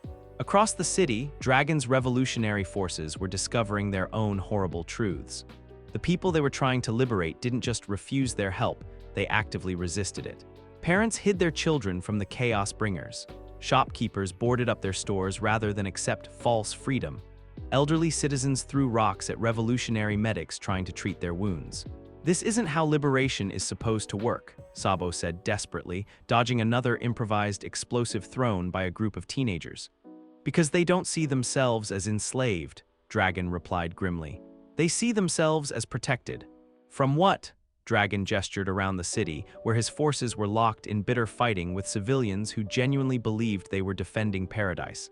"From us, from choice. From the possibility of suffering." It was Fuji Tora who finally provided the breakthrough they needed.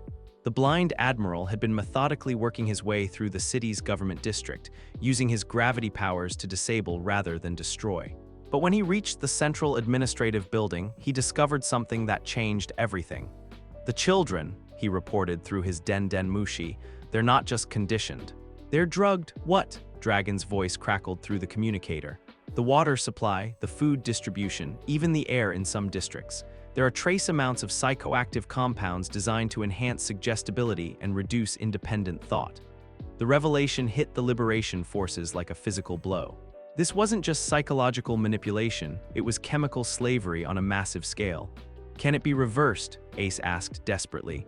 "Given time, yes," Fujitora replied, "but the withdrawal process would be difficult. Many of them would rather die than face the pain of thinking for themselves again." "Then we give them that choice," Zoro's voice cut across the communications. "Real choice. Not the illusion Luffy's been selling them. And if they choose slavery, then at least it's actually their choice." As the day wore on, the liberation forces made slow, bloody progress through the city. Every block was contested, every building had to be cleared of civilians who fought with the desperation of people defending their religious beliefs. But gradually, cracks began to appear in Luffy's perfect order. Some civilians, faced with actual alternatives, began to hesitate. Some children, their young minds less thoroughly conditioned, started asking questions their parents couldn't answer. Some elderly citizens, remembering what freedom used to feel like, began to doubt their liberator's promises. It was a start. But even as his empire began to crumble around the edges, Luffy himself remained untouchable in his harbor tower, watching the battle with that cold, calculating smile. "Impressive," he said to his remaining lieutenants. "They're more organized than I expected." "Should we intervene more directly?" asked Captain Hina, one of the marine officers who joined his cause. "Not yet," Luffy replied calmly. "Let them exhaust themselves fighting my people. Let them see the cost of their precious freedom. And if they actually succeed in liberating some districts," Luffy's smile widened, "then they'll have to live with the consequences. All those deaths, all that suffering, all for the sake of giving people the right to make bad choices." He looked out over the burning city, where former friends were fighting desperate battles against the system he'd created. "They think they're saving these people," he said quietly, "but they're just condemning them to the same chaos that killed Nami." "What if they reach you?" Hina asked. For the first time that day, Luffy's expression changed. Not to fear or concern, but to something that looked almost like anticipation. "Then," he said, his voice carrying a note of dark pleasure, "we'll finally have the honest conversation we should have had months ago." As night fell over New Paradise, the battle raged on through the streets. 3 armies fighting for 3 different visions of freedom. The liberation forces trying to give people choice. the defenders trying to preserve their perfect order, and somewhere in between, the civilians themselves slowly beginning to realize they had a decision to make. A decision that would determine not just their own fate, but the future of the world itself. Because win or lose, everyone understood that this was more than just a battle for territory. This was a battle for the soul of freedom itself. And the outcome would echo through history. The tower that had once been Sweetwater Island's lighthouse now served as the administrative heart of Luffy's empire. 200 feet of white stone and steel, topped with his red flag and surrounded by the most fanatically loyal of his subjects. Ace stood at its base as the sun began to set, looking up at the structure where his little brother waited. Around them, the battle for paradise raged on through the streets, Zoro's forces pushing through the government district, Dragon's revolutionaries establishing medical centers for civilians breaking free from their conditioning, Fuji Tora systematically dismantling the drug distribution network. But all of that felt distant now, secondary. This was always how it was going to end, just the two of them facing each other across an unbridgeable gulf. "You coming up, or should I come down?" Luffy's voice carried easily from the tower's observation deck. Not shouted, not amplified by Den Den Mushi, just spoken in a conversational tone that somehow reached Ace's ears perfectly. "I'm coming up," Ace called back. "Good. It's been too long since we had a proper conversation." The tower's interior was a monument to efficiency. No decorations, no personal touches, nothing that spoke of humanity or individual taste. Just clean lines, functional furniture, and maps covering every available wall surface. Maps showing Luffy's territories, his shipping routes, his future conquest targets. A sterile vision of the world made manifest. Ace climbed the spiral staircase slowly, his footsteps echoing in the empty space. With each step, memories tried to surface: better times, happier conversations, moments when Luffy's laugh had been genuine instead of that cold, calculating sound.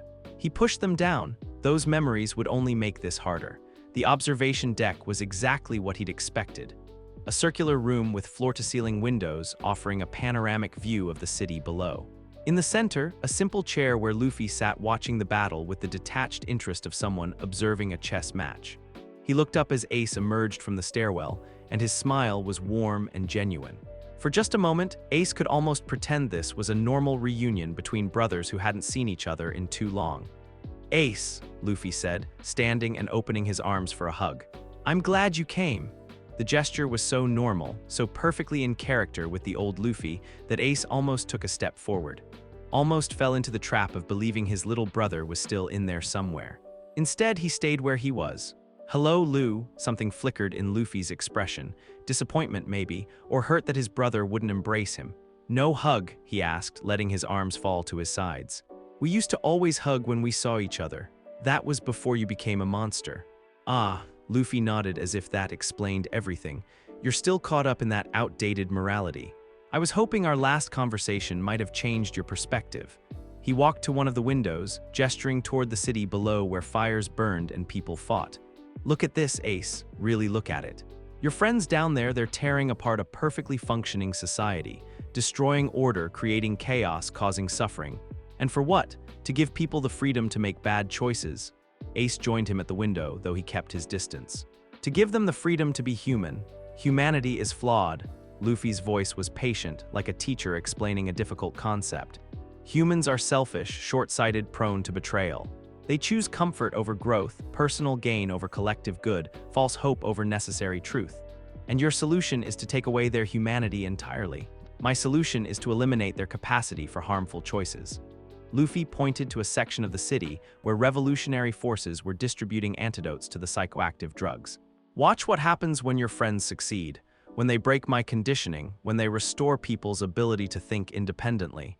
Even from this height, they could see the chaos beginning.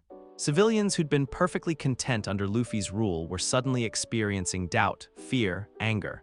Families were arguing, neighbors were fighting. The perfect order was dissolving into very human confusion. "You see," Luffy's voice carried a note of sad vindication. "This is what choice looks like. Conflict, suffering, uncertainty. This is what your precious freedom actually costs." "It's also what growth looks like," Ace replied quietly. "What learning looks like, what being alive looks like. Life is overrated." The casual dismissal hit like a physical blow. This from the boy who'd once declared that living was the greatest adventure of all. "You don't mean that," Ace said desperately. Don't I? Luffy turned to face him fully, and his eyes were empty as winter sky. Life gave me trust, and trust got Nami killed. Life gave me hope, and hope made me vulnerable. Life gave me friends, and friends became enemies. He gestured around the sterile room. This is better, clean, efficient. Honest, this is death. This is peace. They stood there for a moment, two brothers looking at each other across a gulf that might as well have been the entire Grand Line. Outside, the battle raged on. Inside, something even more important was being decided. I remember, Ace said finally, when we were kids, you found that bird with the broken wing. Luffy's expression didn't change, but something shifted behind his eyes. You cried for hours when it died, Ace continued. Even though we barely knew it, even though it was just some random bird, you cried because something beautiful was gone from the world. I was weak then. You were human then. Ace took a step closer. You cared about things. You felt joy when people were happy, pain when they suffered. You wanted to make the world better. I wanted to make the world free, Luffy corrected. And I have. No, you've made it empty. The first attack came without warning. Luffy moved with gear fourth speed, his fist crackling with armament hockey, but Ace was ready for him, flames erupting around his body as he dodged the blow. They separated, circling each other in the confines of the observation deck. This space was too small for a proper fight, but that almost made it worse. Every clash would be up close, personal, intimate in its violence. You know, Luffy said conversationally, even as he prepared another attack, I used to worry about fighting you, about having to choose between my brother and my goals. His next strike shattered one of the floor-to-ceiling windows, sending glass cascading down toward the city below. But you've made this easy for me, he continued, pressing his assault, by choosing to become an obstacle. Ace countered with a wall of fire, but Luffy punched right through it. The heat that should have been unbearable simply rolled off him like water. You're stronger, Ace observed, blocking a kick that would have taken his head off. I stopped holding back, Luffy replied. Holding back is what got people killed. Holding back is what made you human. Humanity is a weakness I can't afford. The battle escalated quickly. These weren't the wild, joyful fights they used to have as children. This was precise, lethal, designed to end with one of them dead. Luffy fought with the mechanical efficiency of someone who'd reduced combat to a series of calculated problems. Every technique was optimized for maximum damage, every opening exploited with surgical precision. But something was wrong with his style. It was perfect, but it was also hollow. Like watching a master craftsman create a flawless replica of something that had once been alive. You fight like them now, Ace realized, dodging another perfectly executed combination. Like the world government.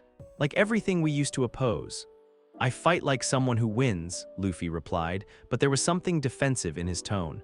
Their next exchange sent them both crashing through the remaining windows, out onto the tower's exterior platform. Below them, the city spread out like a map of the world's future sections, under revolutionary control, showing chaotic but genuine human activity. Sections still under Luffy's influence displaying perfect, sterile order. Look at it, Ace said, gesturing toward the chaos below. Look at what's happening down there. People are choosing Lu, making mistakes, suffering consequences, learning from failure. Being human, being stupid, Luffy corrected, his next attack carving chunks out of the stone platform. Being alive, being vulnerable to betrayal. And there it was, the wound at the center of everything. Ace stepped back, lowering his guard slightly. This is about Marcus, isn't it? About Nami. For the first time since the fight began, Luffy's assault paused. You think if you control everyone, if you eliminate choice, if you reduce people to perfectly predictable components, you think that means no one else you care about can be hurt. It means no one else I care about can betray me, Luffy said quietly, because you won't care about anyone, because I won't make the same mistake twice. Ace felt his heart break. Caring about people isn't a mistake, Lu. It got Nami killed. Marcus Vale got Nami killed. My trust in Marcus Vale got Nami killed, Luffy corrected, his voice rising. My belief that people could be good, that systems could be reformed, that there was some higher meaning to all the suffering.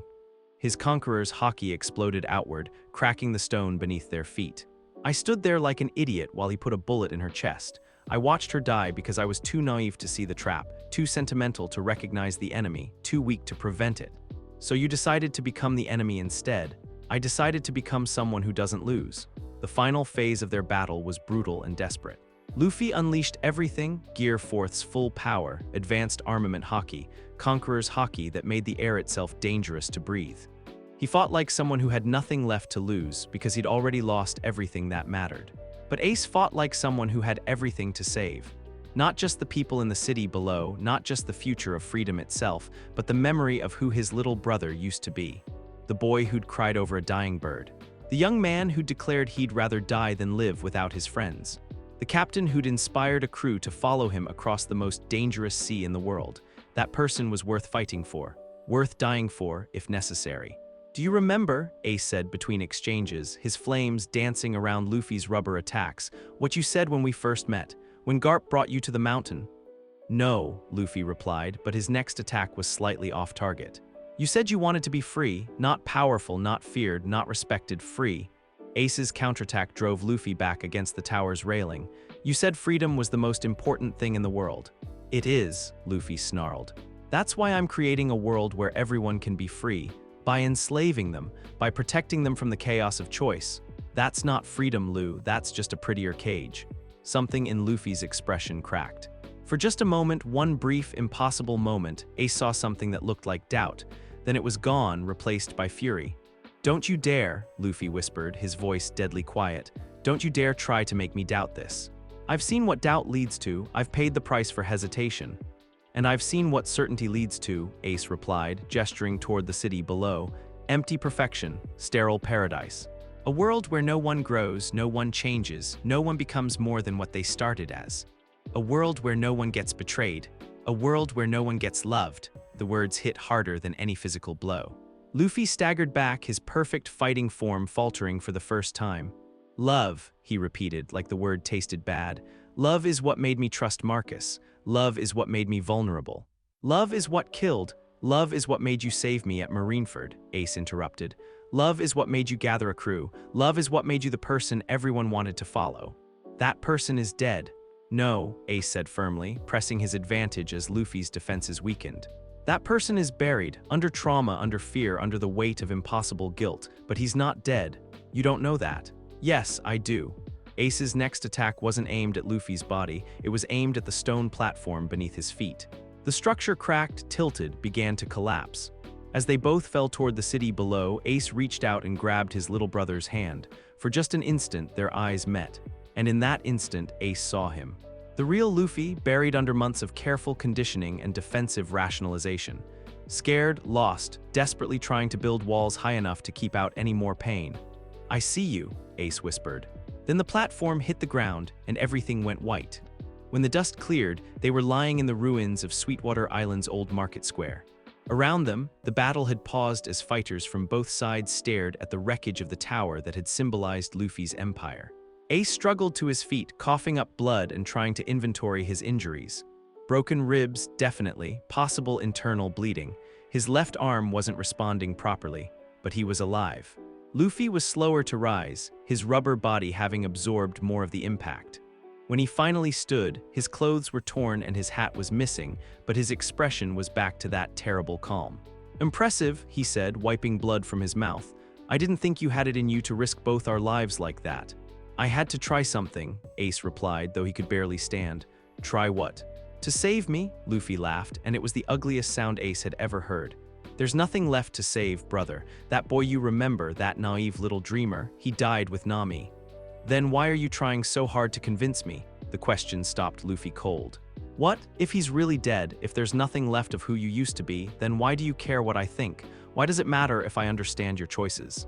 Ace took a step forward, ignoring the pain in his ribs. "You're trying to convince me because you need me to believe in what you've become. Because if your own brother can't accept this version of you, then maybe it really is wrong." "That's not. You're scared," Ace realized, the pieces finally clicking into place. "You're terrified that everything you've done, everyone you've killed, every freedom you've eliminated, you're afraid it was all for nothing. Stop. You're afraid that Marcus was right, that trust really is weakness. That caring about people really does get them killed. So you've built this empire, this perfect system, this sterile paradise, not to protect people, but to protect yourself from ever feeling that pain again." "Stop!" Luffy's attack was wild, desperate, backed by more raw power than Ace had ever seen from him. It should have ended the fight right there. Instead, Ace caught it. Not through superior strength or technique, but through something else entirely. The absolute certainty that he was right, that somewhere under all that pain and fear and carefully constructed rationalization, his little brother was screaming for help. "I won't stop," Ace said quietly, holding Luffy's fist in both hands. "Because I love you, because you're my brother, because the boy who cried over a dying bird is worth saving." For just a moment, Luffy's mask slipped completely. The emptiness in his eyes was replaced by something raw and wounded and utterly human. "He got her killed," he whispered, and his voice was broken. "I got her killed, Ace. She trusted me to keep her safe, and I failed." "You didn't fail," Ace said gently. "You were betrayed. There's a difference." "Is there?" "Yes." Ace pulled his brother into a hug, ignoring the danger, ignoring their injuries, ignoring everything except the fact that for the first time in months, Luffy felt like Luffy again. "The person who betrayed you was Marcus Vale, not trust itself, not caring about people, not the choice to be vulnerable in order to be human." For just an instant, Luffy relaxed into the embrace. For just an instant, Ace thought they might actually succeed in saving him. Then the moment passed. Luffy pulled back and the cold calculation was returning to his eyes. "It doesn't matter," he said quietly. "Even if you're right, even if some part of the old me still exists, it's too late. It's never too late. Look around you, Ace." Luffy gestured toward the city where the battle was slowly winding down. "Look at what I've done. The people I've killed, the minds I've broken, the systems I've destroyed. Do you really think any of that can be undone? It can be changed going forward. Can it?" Luffy's smile was sad now, almost wistful. "I've created a world where 8 million people depend on my protection, where entire economies function only because of my control, where any disruption to my system means chaos, starvation, death." He looked at his hands as if seeing blood on them. "I've built a cage so perfect, so comprehensive that even I can't escape it now." "Then we'll break it together," Ace said desperately. "You and me, like old times, will find a way." "No," Luffy said quietly. "We won't." The attack came from behind. Ace spun around to find Captain Hina and a dozen of Luffy's most loyal followers surrounding them, weapons drawn. They must have been waiting for an opening, a moment when their leader seemed vulnerable. "Shall we eliminate this obstacle, Lord Luffy?" Hina asked.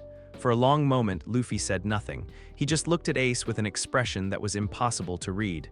"No," he said finally. "This one's mine." The followers withdrew, though they remained close enough to intervene if necessary. "You see," Luffy said, turning back to Ace. "Even now, even in this moment of supposed clarity, I'm surrounded by people who exist only to serve my will. People who will kill my own brother if I give the word. Then don't give the word. And then what? Let you destroy everything I've built. Let chaos return to the world. Let more Namis die because I was too sentimental to maintain order." Luffy shook his head sadly. "I can't do that, Ace. I won't do that." "Then you'll have to kill me." "Yes," Luffy said quietly. "I will." The final exchange was brief and decisive. Luffy moved with everything he had left: gear, fourth strength, advanced haki, techniques perfected through months of systematic violence. But his heart wasn't in it anymore. The killing blow that should have ended Ace's life was just a fraction too slow, just a degree too far off target. Ace's counterattack was perfect. Flames wreathed around his fist as he drove it into Luffy's chest, not to kill but to disable. To stop his brother's heart just long enough to end the fight without ending his life. Luffy collapsed, his body reverting from gear fourth as consciousness left him. Around them, the battle was finally ending. Liberation forces had secured most of the city. Civilians were beginning to make their first real choices in months. The perfect order of Luffy's empire was dissolving into beautiful, chaotic humanity. But as Ace knelt beside his unconscious brother, he realized the horrible truth. He'd won the battle, but he'd lost the war. Because even defeated, even unconscious, Luffy was right about one thing. The system he'd built was too complex, too interconnected, too dependent on his personal control to simply be dismantled. 8 million people across 17 territories, all dependent on a structure that couldn't function without its central authority. Remove Luffy from power and they'd face starvation, economic collapse, social chaos. Keep him in power and the tyranny would continue. There was no good choice, only the choice between different kinds of catastrophe. As sirens wailed across the liberated city and the sun set on Luffy's empire, Ace made the hardest decision of his life. He would save his brother. But first, he had to destroy everything his brother had built. And somehow, he had to live with the knowledge that both choices would cost millions of lives. The age of the Red Terror was ending. The age of consequences was just beginning. Zoro found them in the ruins of the old market square, two brothers lying in the wreckage of a fallen tower. The battle for New Paradise was over. Dragon's revolutionaries were distributing medical supplies to civilians coming down from months of chemical conditioning. Shanks was coordinating the evacuation of Luffy's remaining loyalists. Former Straw Hats were trying to restore some semblance of order to a city learning what chaos felt like again, but none of that mattered now. What mattered was the unconscious figure in the center of the rubble, the man who used to be his captain, and the brother kneeling beside him with blood on his hands and tears in his eyes. "Is he dead?" Zoro asked quietly. Ace looked up and Zoro was shocked by how much older he looked. Not physically, the fight had only lasted a few hours, but there was something in his eyes that spoke of burdens too heavy to bear. "No," Ace said hoarsely. "Just stopped. I stopped his heart just long enough to end the fight. Will he recover? Physically, yes." Ace wiped blood from his mouth, wincing as the movement aggravated his injuries. "But the system he built, Zoro, we can't just tear it down. 8 million people across 17 territories, all dependent on his control." Zoro knelt beside his former captain, studying the face that had once been so familiar. Even unconscious, even defeated, Luffy looked different. Older, harder, like someone who'd seen too much and forgotten how to unsee it. "So what do we do?" Zoro asked. "I don't know," Ace's voice broke. "If we leave him in power, the tyranny continues. If we remove him, millions starve. If we try to reform his system gradually, he'll fight us every step of the way," Zoro finished, "because he genuinely believes his way is better."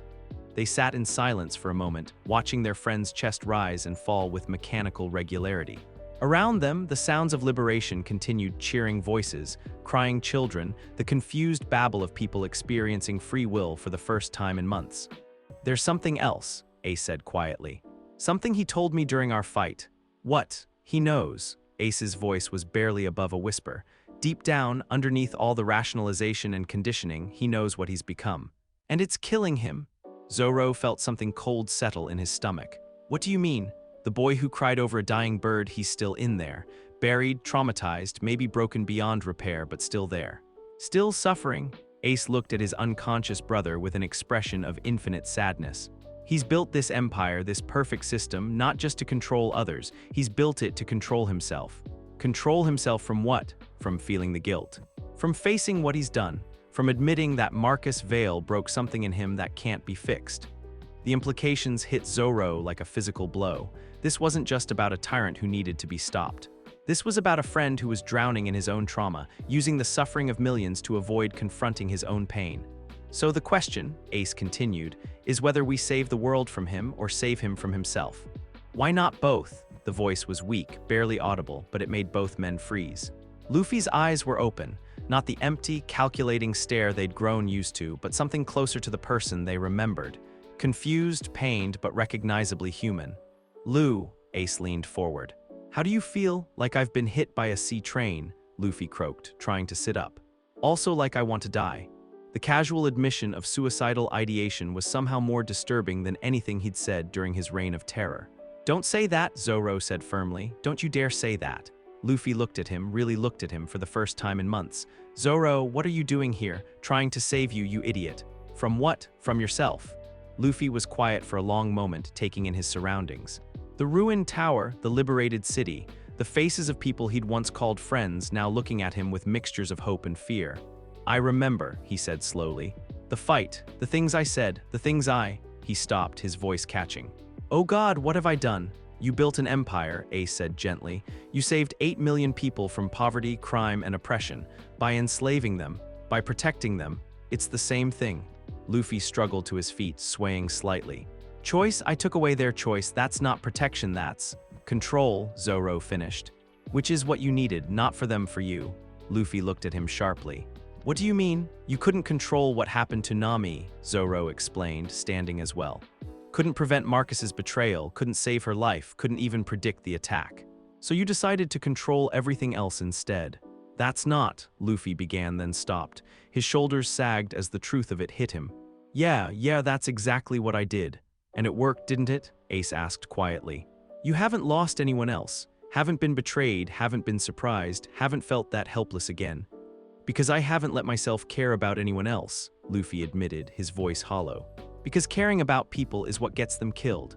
No, Zoro said firmly. Not caring about people is what gets them killed. Marcus Vale didn't betray us because we trusted too much, he betrayed us because he cared too little. But if I hadn't trusted him, then someone else would have found another way to hurt us. Zoro stepped closer, ignoring the way Luffy tensed. That's the thing about being vulnerable, about caring about people. It gives others the power to hurt you. Exactly, so why would anyone choose that? Because it also gives them the power to save you. The words hung in the air like a challenge. Around them, the liberated city continued its chaotic celebration of freedom, but the three men in the market square existed in their own bubble of painful truth. Look around you, Zoro continued, gesturing toward the crowds. These people, your subjects, they're not celebrating because they've been freed from oppression. They're celebrating because they've been freed from safety. That doesn't make sense. It makes perfect sense. Zoro smiled, and for the first time in months it was genuine. Safety is a cage, Lu. It keeps you alive, but it doesn't let you live. These people are choosing uncertainty over security, chaos over order, the possibility of pain over the guarantee of emptiness. They're choosing to be stupid. They're choosing to be human. Luffy was quiet for a long time, watching his former subjects rediscover the messy reality of free will. Some were making good choices, some were making terrible ones. Some were helping their neighbors, others were looting abandoned shops. Some were crying with relief, others were screaming with withdrawal-induced confusion. It was chaos. It was beautiful. It was alive. I can't undo what I've done, Luffy said quietly. The people I've killed, the minds I've broken, the systems I've destroyed, even if I wanted to, and part of me does, it's too late.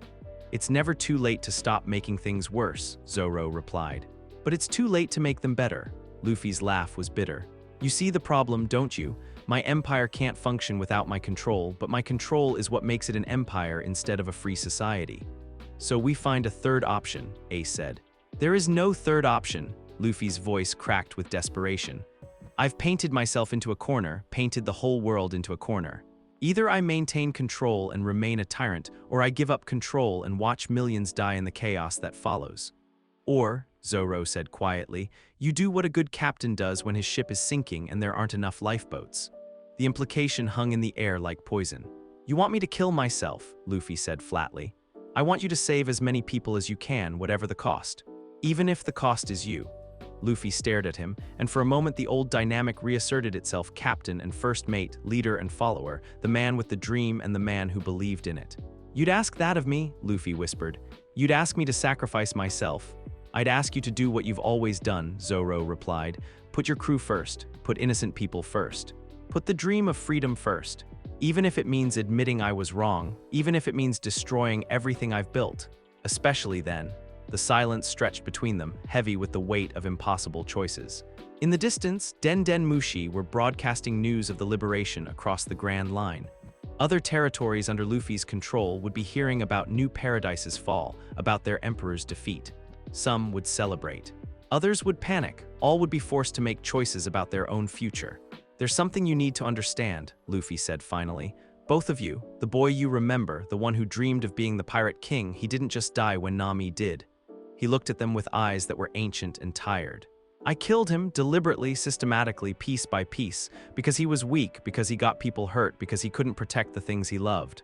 Lu, Ace started. No, let me finish. Luffy held up a hand.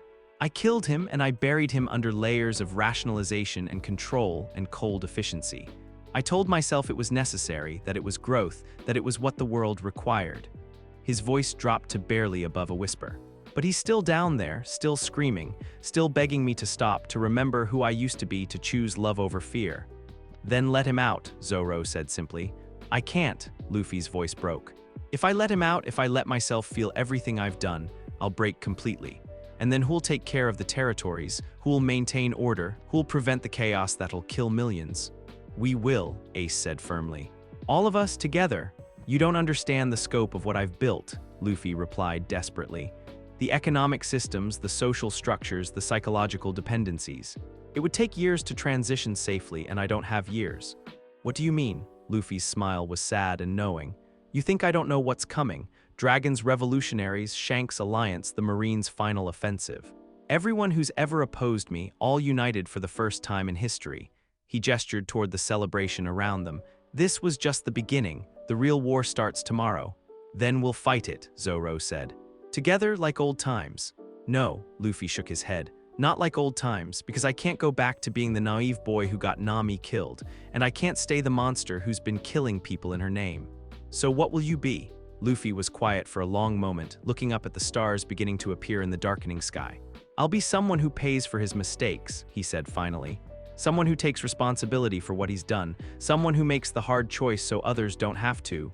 Luffy, Ace started, alarm clear in his voice.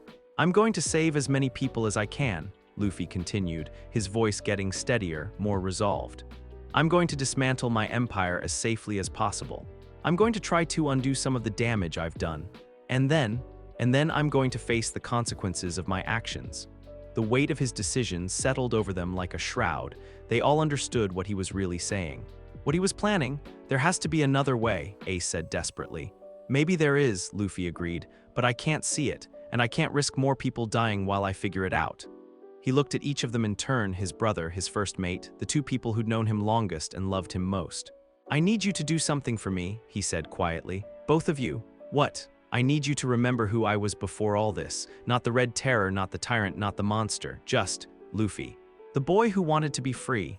We will, Zoro promised, his voice thick with unshed tears. And I need you to forgive me, for what I became, for what I did, for the fact that I can't undo any of it. Lu, please, Luffy whispered. I need to know that someone remembers the good parts, that someone understands why I fell so far. We understand, Ace said, pulling his little brother into a fierce hug. We forgive you. We love you, even after everything, especially after everything. They stood there in the ruins of Luffy's empire, three friends saying goodbye to each other and to the boy they'd all been trying to save. Around them, the liberated city celebrated its freedom, unaware that its former emperor was already planning his final act. What happens now? Zoro asked. Now, Luffy said, straightening up and looking more like his old self than he had in months. I try to be the captain I should have been from the beginning, which means I go down with the ship. As dawn approached over New Paradise, Monkey D, Luffy began making preparations for the hardest fight of his life, not against external enemies, but against his own legacy. Not to win, but to lose in a way that would save as many people as possible.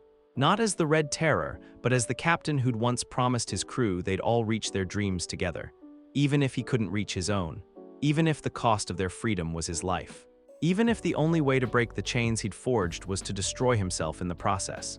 The age of consequences was ending. The age of atonement was about to begin. 3 weeks after the fall of New Paradise, Monkey D, Luffy stood on the deck of the Thousand Sunny for the last time. The ship looked different now.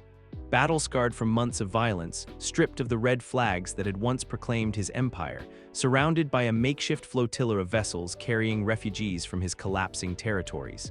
But underneath all the changes, it was still the ship where Nami had died in his arms, still the place where everything had gone wrong. The evacuation of Prosperity Island is complete, Dragon reported, climbing aboard with a weariness that spoke of sleepless weeks.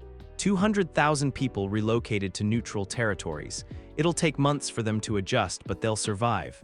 And Sweetwater? Luffy asked, not turning from the railing. Crystal Bay's government has agreed to take the remaining population, Shanks said, joining them on deck. It won't be easy, most of them still see you as their liberator, but they'll have choices again. Luffy nodded absently. Around them, the organized chaos of the largest refugee operation in Grand Line history continued. 17 territories, 8 million people, all being relocated because their emperor had decided his empire needed to die. It was working mostly. The transitions were messy, sometimes violent, often heartbreaking. Some of his former subjects begged to stay under his protection. Others celebrated their freedom so enthusiastically they forgot to plan for the future. A few had tried to establish their own mini-empires based on his model, but they were all alive, all choosing their own paths for better or worse, all free. The world government's fleet is 3 days out, Fujitora reported from his position by the mast. The blind admiral had become an unlikely ally in the evacuation efforts. They're not coming to negotiate. I know, Luffy replied quietly. They can't let me live, not after what I've done. It would send the wrong message. So we fight them, Zoro said from his spot near the cabin door, like old times. Luffy turned to look at his former first mate, and his smile was sad. No, Zoro, no more fighting. I'm done dragging other people into my mess. The silence that followed was heavy with unspoken understanding. They all knew what he meant, what he'd been planning since that moment in the market square when he'd finally admitted what he'd become. "There has to be another way," Ace said desperately. It was the same thing he'd been saying for weeks, the same plea he'd repeated every time the subject came up. "Maybe there is," Luffy agreed, "but I can't see it. And I can't risk more people dying while I figure it out." He walked to the center of the deck, where his old crew had once gathered to plan impossible adventures. Now they were planning his funeral. "I've been thinking," he said, settling cross-legged on the deck like he used to during their strategy sessions, "about everything that's happened, everything I've done, everything I became." The assembled group gathered around him, former crew members, former enemies, people who'd loved him and people who'd been trying to stop him. United now by the strange intimacy of shared tragedy. "I used to think," Luffy continued, "that the worst thing in the world was being powerless, watching people suffer and not being able to help. Being too weak to protect the things you love." He looked at each of them in turn.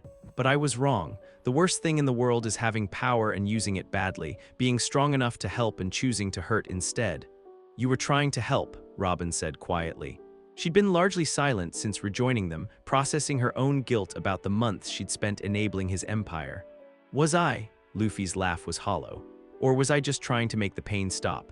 Trying to build a world where I'd never have to feel helpless again?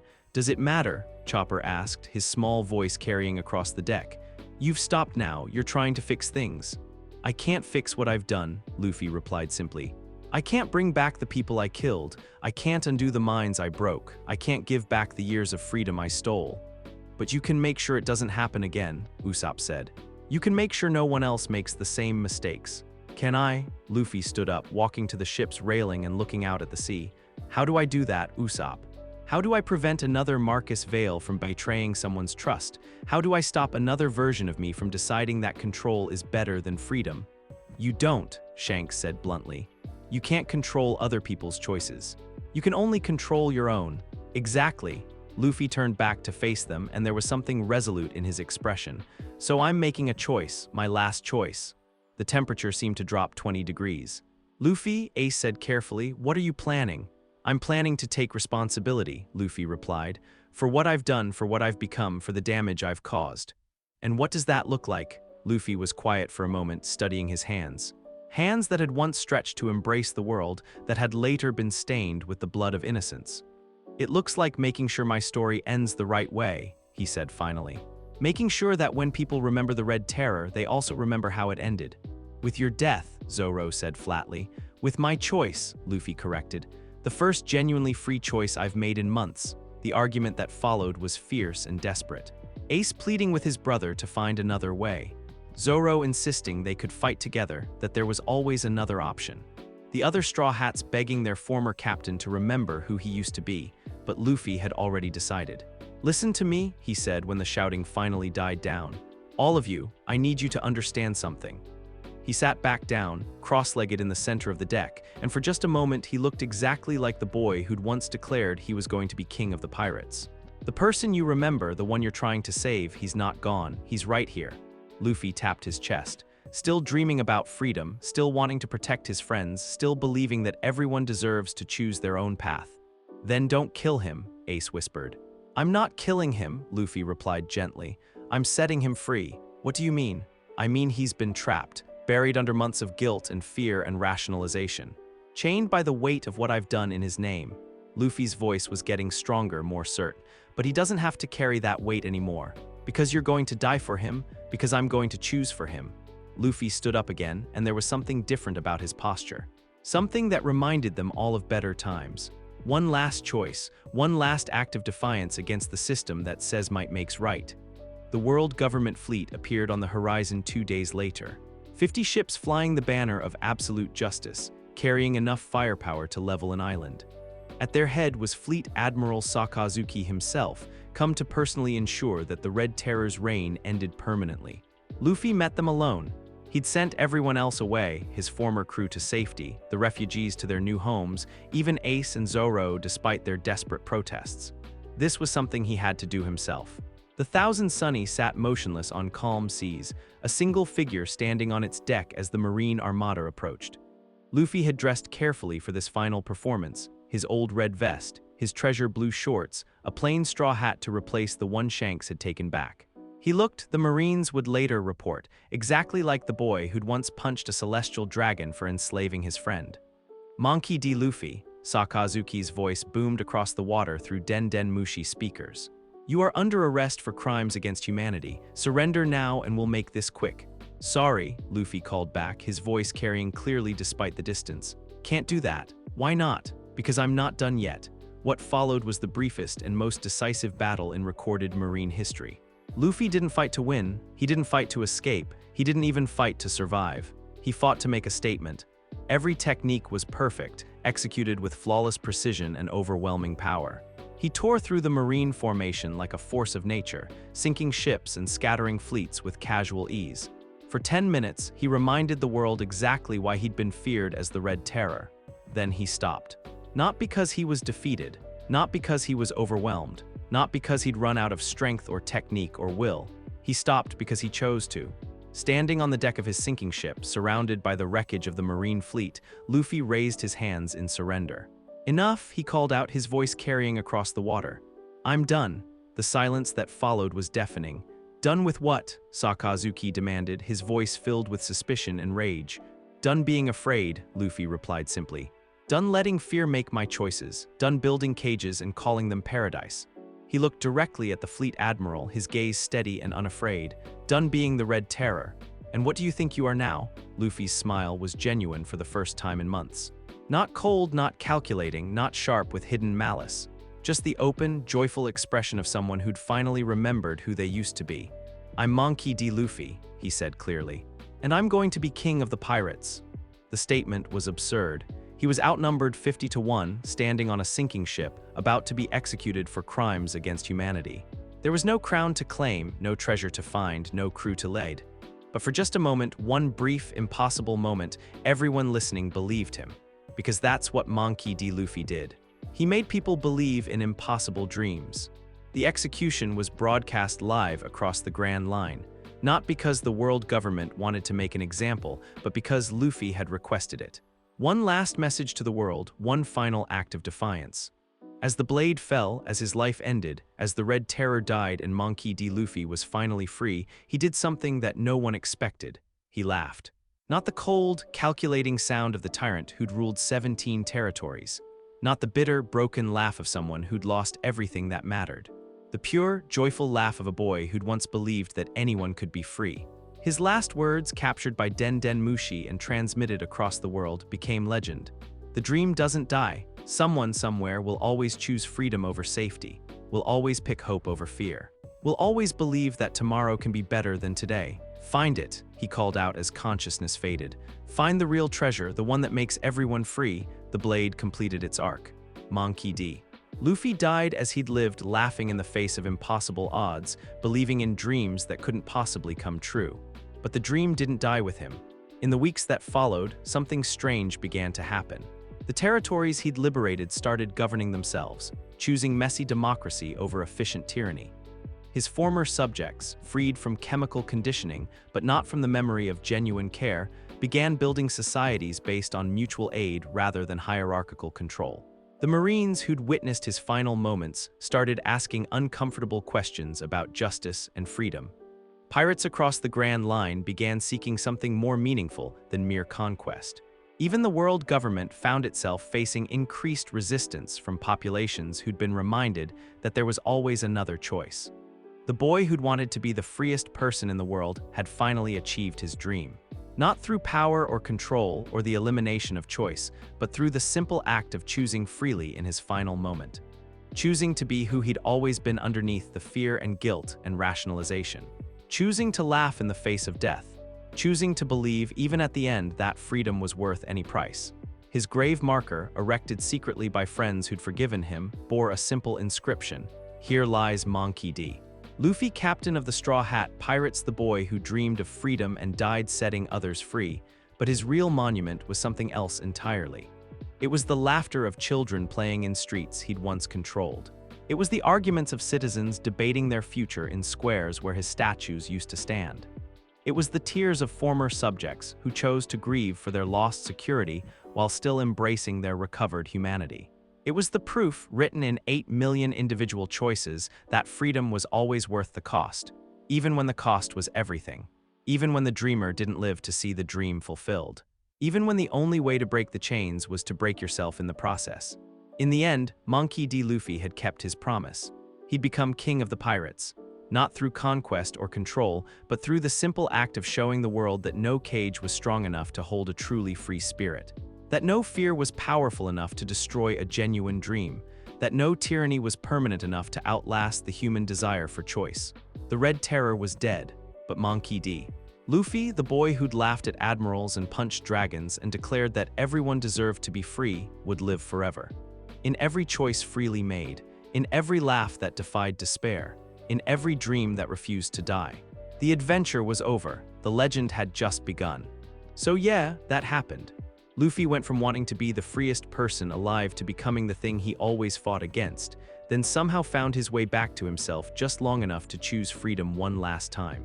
That scene where Zoro has to fight his own captain still haunts me, and don't even get me started on Ace trying to save someone who doesn't want to be saved. What broke your heart the most? The crew falling apart?